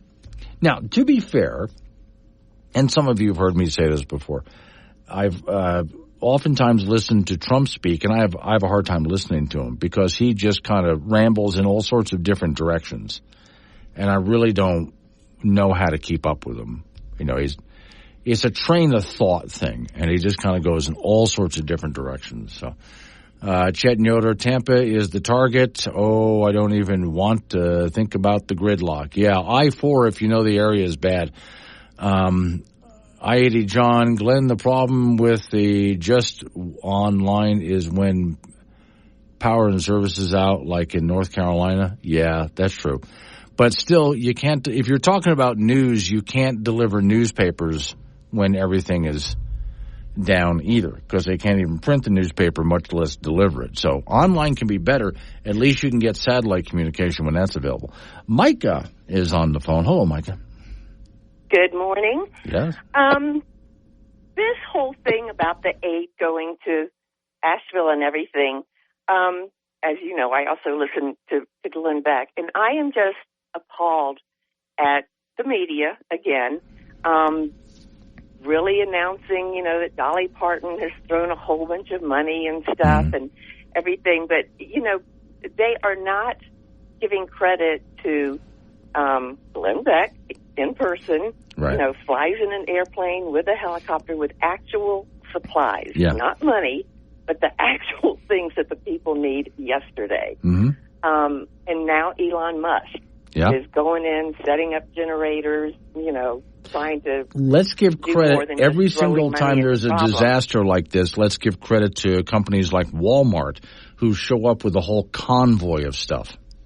That's right. But we're always, you know, showing the liberal people that do just throw the money at people instead of the people who are actually going into... And it's great with people, you know, talking about the churches and donating to them and everything, but it would also be really nice if you're actually sending supplies down there, because the local churches, they can't get out either. Yeah. So they're relying on the people who can still maneuver, you know, back and forth. And with that FEMA thing, I put on my Facebook page, and I hope you listen to it too, where people can go to listen to the interview that Glenn Beck had with some FEMA people down there. It was appalling, just appalling. And it was the same crap that also happened during Katrina. And I remember a whole group of Lutherans who had gone down there to volunteer. They stayed for about 3 or 4 days, and then they left because FEMA had so much damn red tape that the Lutherans could not even go in and supply the people with what they needed. Yeah. FEMA needs to be shut down. It is a farce. But, you know, in this interview that Glenn was doing with the FEMA folks, there were the lower echelons, and they were just kind of sitting around doing nothing. Right. So when he's questioning them about different things, finally they're like, well, we're not of the pay grade to be able to answer that question. Yeah. So he goes to the person of the pay grade, and they, you know, confront her, and she goes, oh, well, my department doesn't handle that. And it's like, oh my God. There you go. There's bureaucracy for you. So, but I would really encourage people to listen to that because, you know, and through news reports, I mean, oftentimes I hear other stations crediting other interviews and stuff from various places just to get the word out, because if it weren't for you all on the radio, putting the word out, you know, probably 98% of us would never even hear it unless they listen to the specific, you know, interviews and stuff that go on with various stations. So if you would bring that up and, you know, edit it to where it fits into your program or something, but people need to hear that conversation. All right. It was recorded. He had a journalist along with him. So, I mean, it's not a bogus thing. All right. Thank you, Mike. That's my request. I will. Okay. I'll look into it. Comment. 9:18 is the time. Wake Up Wyoming. Where Wyoming comes to talk. This is Wake Up Wyoming with Glenn Woods on K2 Radio. Be part of the show at 888-97-WOODS. 9:24 is the time. It's Wake Up Wyoming. All right, 888-97-WOODS, the phone number. That's 888-97-WOODS. And like you heard the other callers do, you can talk about what I'm talking about. I'll change the subject, fine by me. Going to pick up on something Micah was talking about, because you know how I hate bureaucracy. So I'll go back and watch the Glenn Beck interview that she's talking about. We dealt with this before, though, with other, whether it was a hurricane or something else. FEMA is one of the worst organizations. I tell you what is a good government organization. Your local National Guard. Because if you go to the Appalachian Mountains, whatever state you're talking about, the local National Guard is doing a phenomenal job at helping everybody. But they're locals. They know the area. In fact, in many cases, they're helping people in their own hometowns. So, of course, right? But when you get to FEMA, though, they completely botched Hurricane Katrina. But also there was another hurricane a few years after Katrina hit Galveston, Texas. And FEMA couldn't even deliver ice down there. They just load up some ice onto a truck, get it down there. Couldn't even do it. It all melted before it got there. Shelters, they had, remember I told you about the FEMA had acres and acres and acres of these little, it looks like a single wide trailer, but not half as long. And they had acres of them ready to go for just such a disaster. And all they had, that way people had some place to stay in case they lived in a town that was wiped out. And all they had to do was take the trailers to the disaster site. Couldn't even do that. Sometime later, the trailers were all moldy and everything had to be destroyed. All that money wasted. That's FEMA for you. So I do understand if you're in a disaster zone, so something has happened, a hurricane, whatever it might be, and it's a disaster zone, some coordination is a good thing. To have people show up and say, okay, we've assessed the area, we know where the need is, we need the following items to be sent here. That certainly is a big helpful thing. To even set up a station, a place where people can come to that area and get what they need is certainly a good idea. But once you get a big government bureaucracy involved, dear Lord, it becomes impossible. Now, this is not that hard. It really isn't. So let's say there's an area where they need water. Well, load some water into a truck and drive it to them, and that's all you need to do. And if you can't get there by truck, how can you get it there? Does it need to be by helicopter? What can you do to get the water to where it's needed? And what about those people who have babies and there's baby needs? Fine, load it up and get it to them by whatever means necessary. See what I'm doing here? There's a need there. Those people need this. Get it to them. Load it up. Let's go. That's it. You don't sit around trying to coordinate doing, what's the paperwork for? Why are we filling out reams of paperwork? Well, you know, this is the story I told earlier this morning about in the Tampa Bay area. They got to get rid of a bunch of debris in Tampa Bay because the new storm is going to blow around the debris from the old storm. We got to get it out of here. But people who show up have to be licensed and insured. No, they don't. All hands on deck. You got a vehicle you can haul stuff? Get it here. Let's haul stuff. We don't have to sit down and fill out a bunch of paperwork to do this. Let's see. Curly's and Chugwater, Rawlins, air not bad. They have some wind. Okay, everybody go to Rawlins. Well, that's according to Curly and Chugwater. If the air in Rawlins is not all that bad, then we're all just going to go to Rawlins this afternoon. I'll meet you there. Pick a truck stop or a restaurant somewhere. We'll all get Heidi John in Granite Canyon. And after the Katrina, FEMA director is now a morning talk host in Denver. Really? Is that where he is now? Maybe I picked the wrong line of work. Well, okay. Then again, I used to want to be a talk host in Denver many, many, many years ago. Now I want nothing to do with Denver at all. I want absolutely nothing to do with Denver. Not a thing. I don't want to go there. I used to look at that city and admire it. Now I don't want to go anywhere near it. I'm happy where I am. I really am. All right, coming up on 9:30, local news coming your way. After local news, update on your weather forecast. You and I get back into it again. And I have stuff to talk about, but you can change the subject. 888-97-WOODS, the phone number. That's 888-97-WOODS. It's Wake Up Wyoming.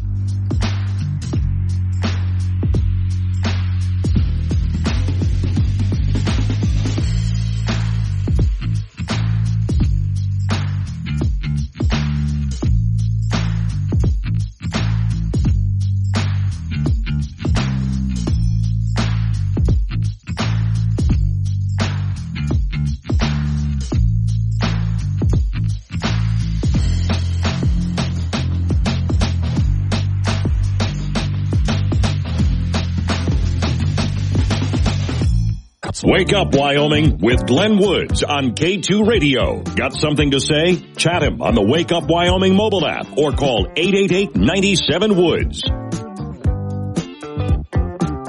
9:36 the time. It's Wake Up Wyoming. So several people here sending me notes, including Morning Greg and Cheyenne, about the Michael Brown show. So that's the guy, Michael Brown. He was head of FEMA. Morning show is 6:30 a.m. in Denver. Also has a weekend show that Joe Pags had for years. He ripped into FEMA. Okay. And its failures after Katrina. He said, the two of you would probably get along. You're both libertarian leaning. Okay. Well, that makes sense then. Okay. I'm glad he's doing well after all that. No, for me, just so you know, I've worked in some nice markets like Tampa. You know, it was about the size of Denver. It's a very nice market. And been on a small talk radio network out of there and so on. It was really good. I really enjoyed that kind of stuff. But it used to be I would look at Denver many years ago, and I would think, what a great city, and you got the view of the mountains there, and there's so many things that are so fun to do that are really close that I would just love to do it. But now I look at what Denver has become, and I think I don't even want to know. And even if, put it to you this way, and I've had people ask me this. If I went to some place like, KOA in Denver, could I make a lot more money? Oh, yeah, absolutely I'd make a lot more money. But then you've got the state income tax, plus there's local taxes as well, and the cost of living, and on it goes. And so how much would I be able to keep? And so the answer there is, yeah, I'm making less here, but I get to keep more here because the cost of living in Wyoming is just so much less. But there in general is living in some big liberal cities, what it's like. It's just not worth it anymore. And then, of course, there's the homeless problem, which is compounded by the illegal immigration and the drug problems and et cetera, et cetera. And it's just not worth living there anymore. And I'd much prefer where I am and what I'm doing now and hanging out with you guys in the morning than doing that. And again, I look at some place like Tampa and I think, what a beautiful city. And I wouldn't mind, except that it's getting hit by another hurricane. Other than that, great place to live. I really did enjoy living there. It was, just fantastic. I enjoyed living there. But here where I'm at now and doing what I'm doing now is, it's a very unique place to be.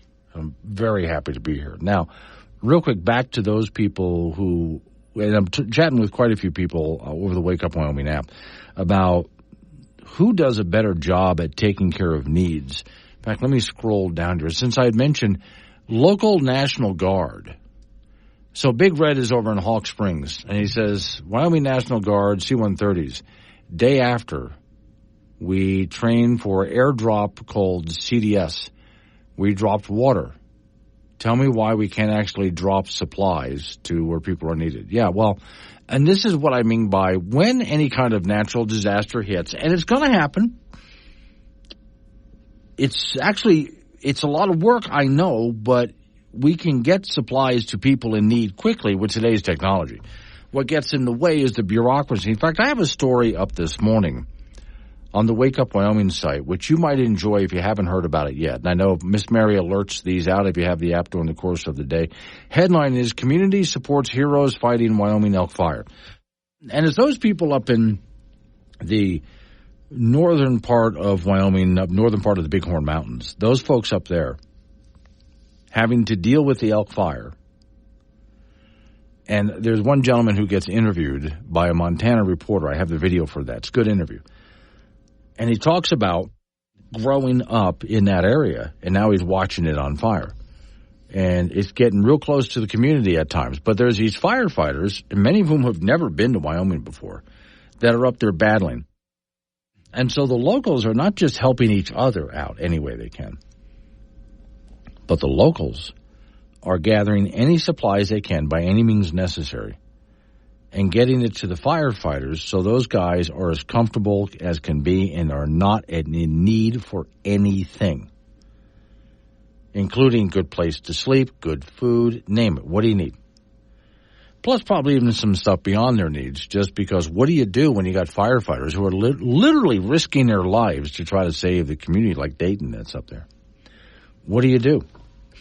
Well, it's all hands on deck to help your neighbor and to help the firefighters, and that's what they're doing. And so part of the story, again, you can read the story but also watch the video on the Wake Up Wyoming website, as they have a building up there that they're just packing with everything that anybody in need might need, and then more. And that's just people pitching in. And the way they're able to do it so simply, so easily, is because they're just doing it. We need what? Go get it. They show up with it. They put it in the pile. Somebody shows up and says, hey, I wonder, I need, yes, right over here. Let me get it for you. That's what people do. Now, again, I understand some coordination is needed. I get it. Some coordination is always needed in situations like these to make sure people are actually getting what they need. It's a good idea. But when you bog everybody down in government bureaucracy and paperwork, and then there's those people who, like you heard when Micah called, that Glenn Beck was interviewing, FEMA workers who aren't doing anything because no one told them what to do. You get up and go out and go find the need, and you fill the need. That's what you do. You go find someone who doesn't look like they're doing so well. What do you need? Let's get it for you. That's it. That's what you need. That's why I really have to admire. There are people who pick on Walmart and Home Depot, companies like that. But those are the stores that are showing up to these disaster zones with literally truckloads of stuff. And again, forget bureaucracy. Just get the stuff to where the need is. That's what they're doing. Coming up on 9:43, Wake Up Wyoming. Live and local, all across Wyoming. Wake Up Wyoming with Glenn Woods on K2 Radio. Join in at 888-97-WOODS or the Wake Up Wyoming mobile app.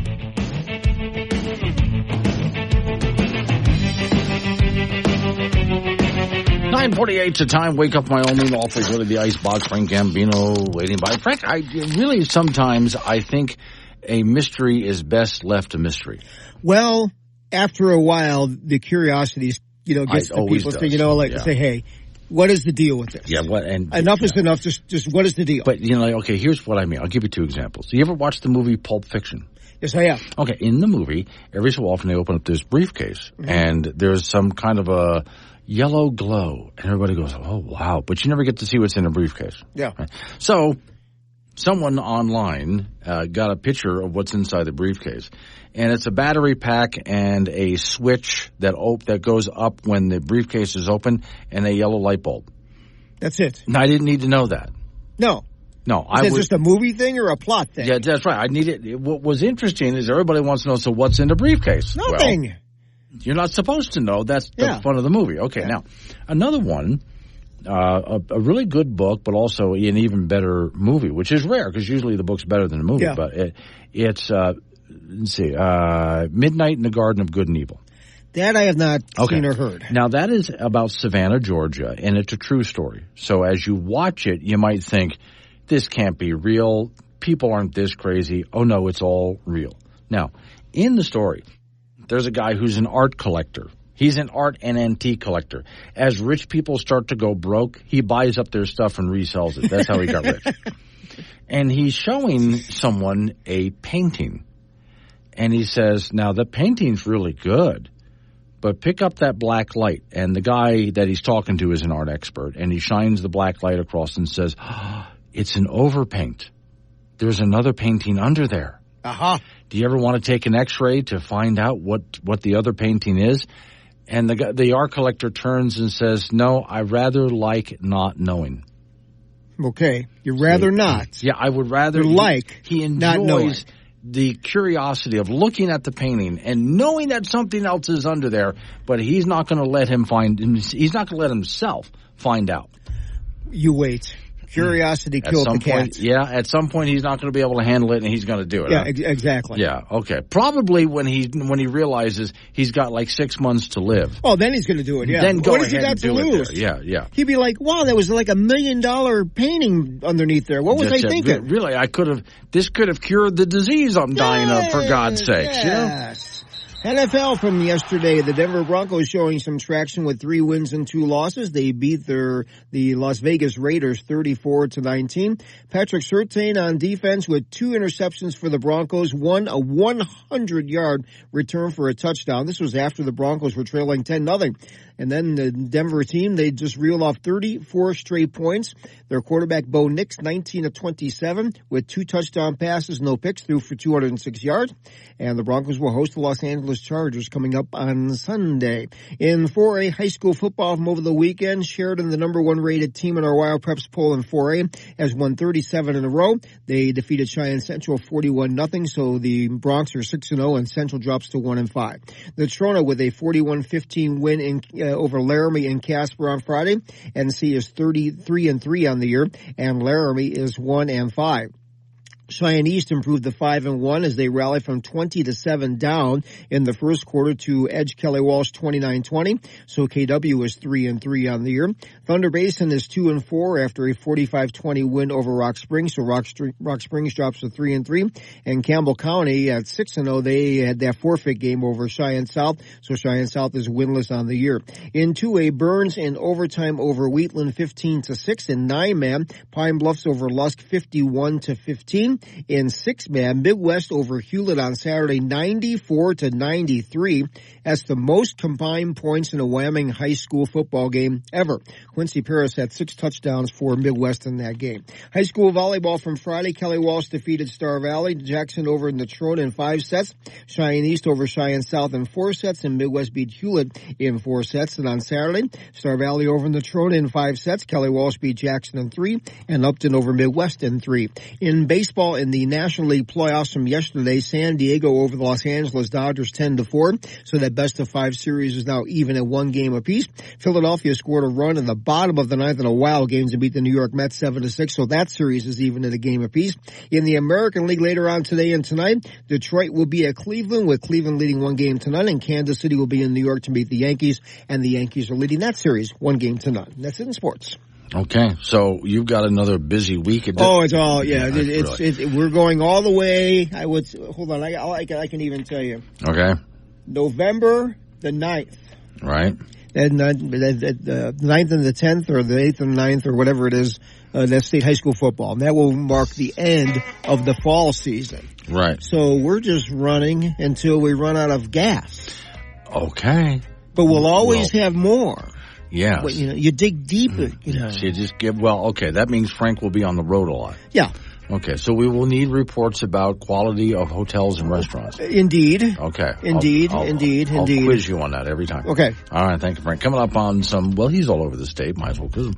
Coming up on some local business we have to take care of, and it's news time after that. It's Wake Up Wyoming.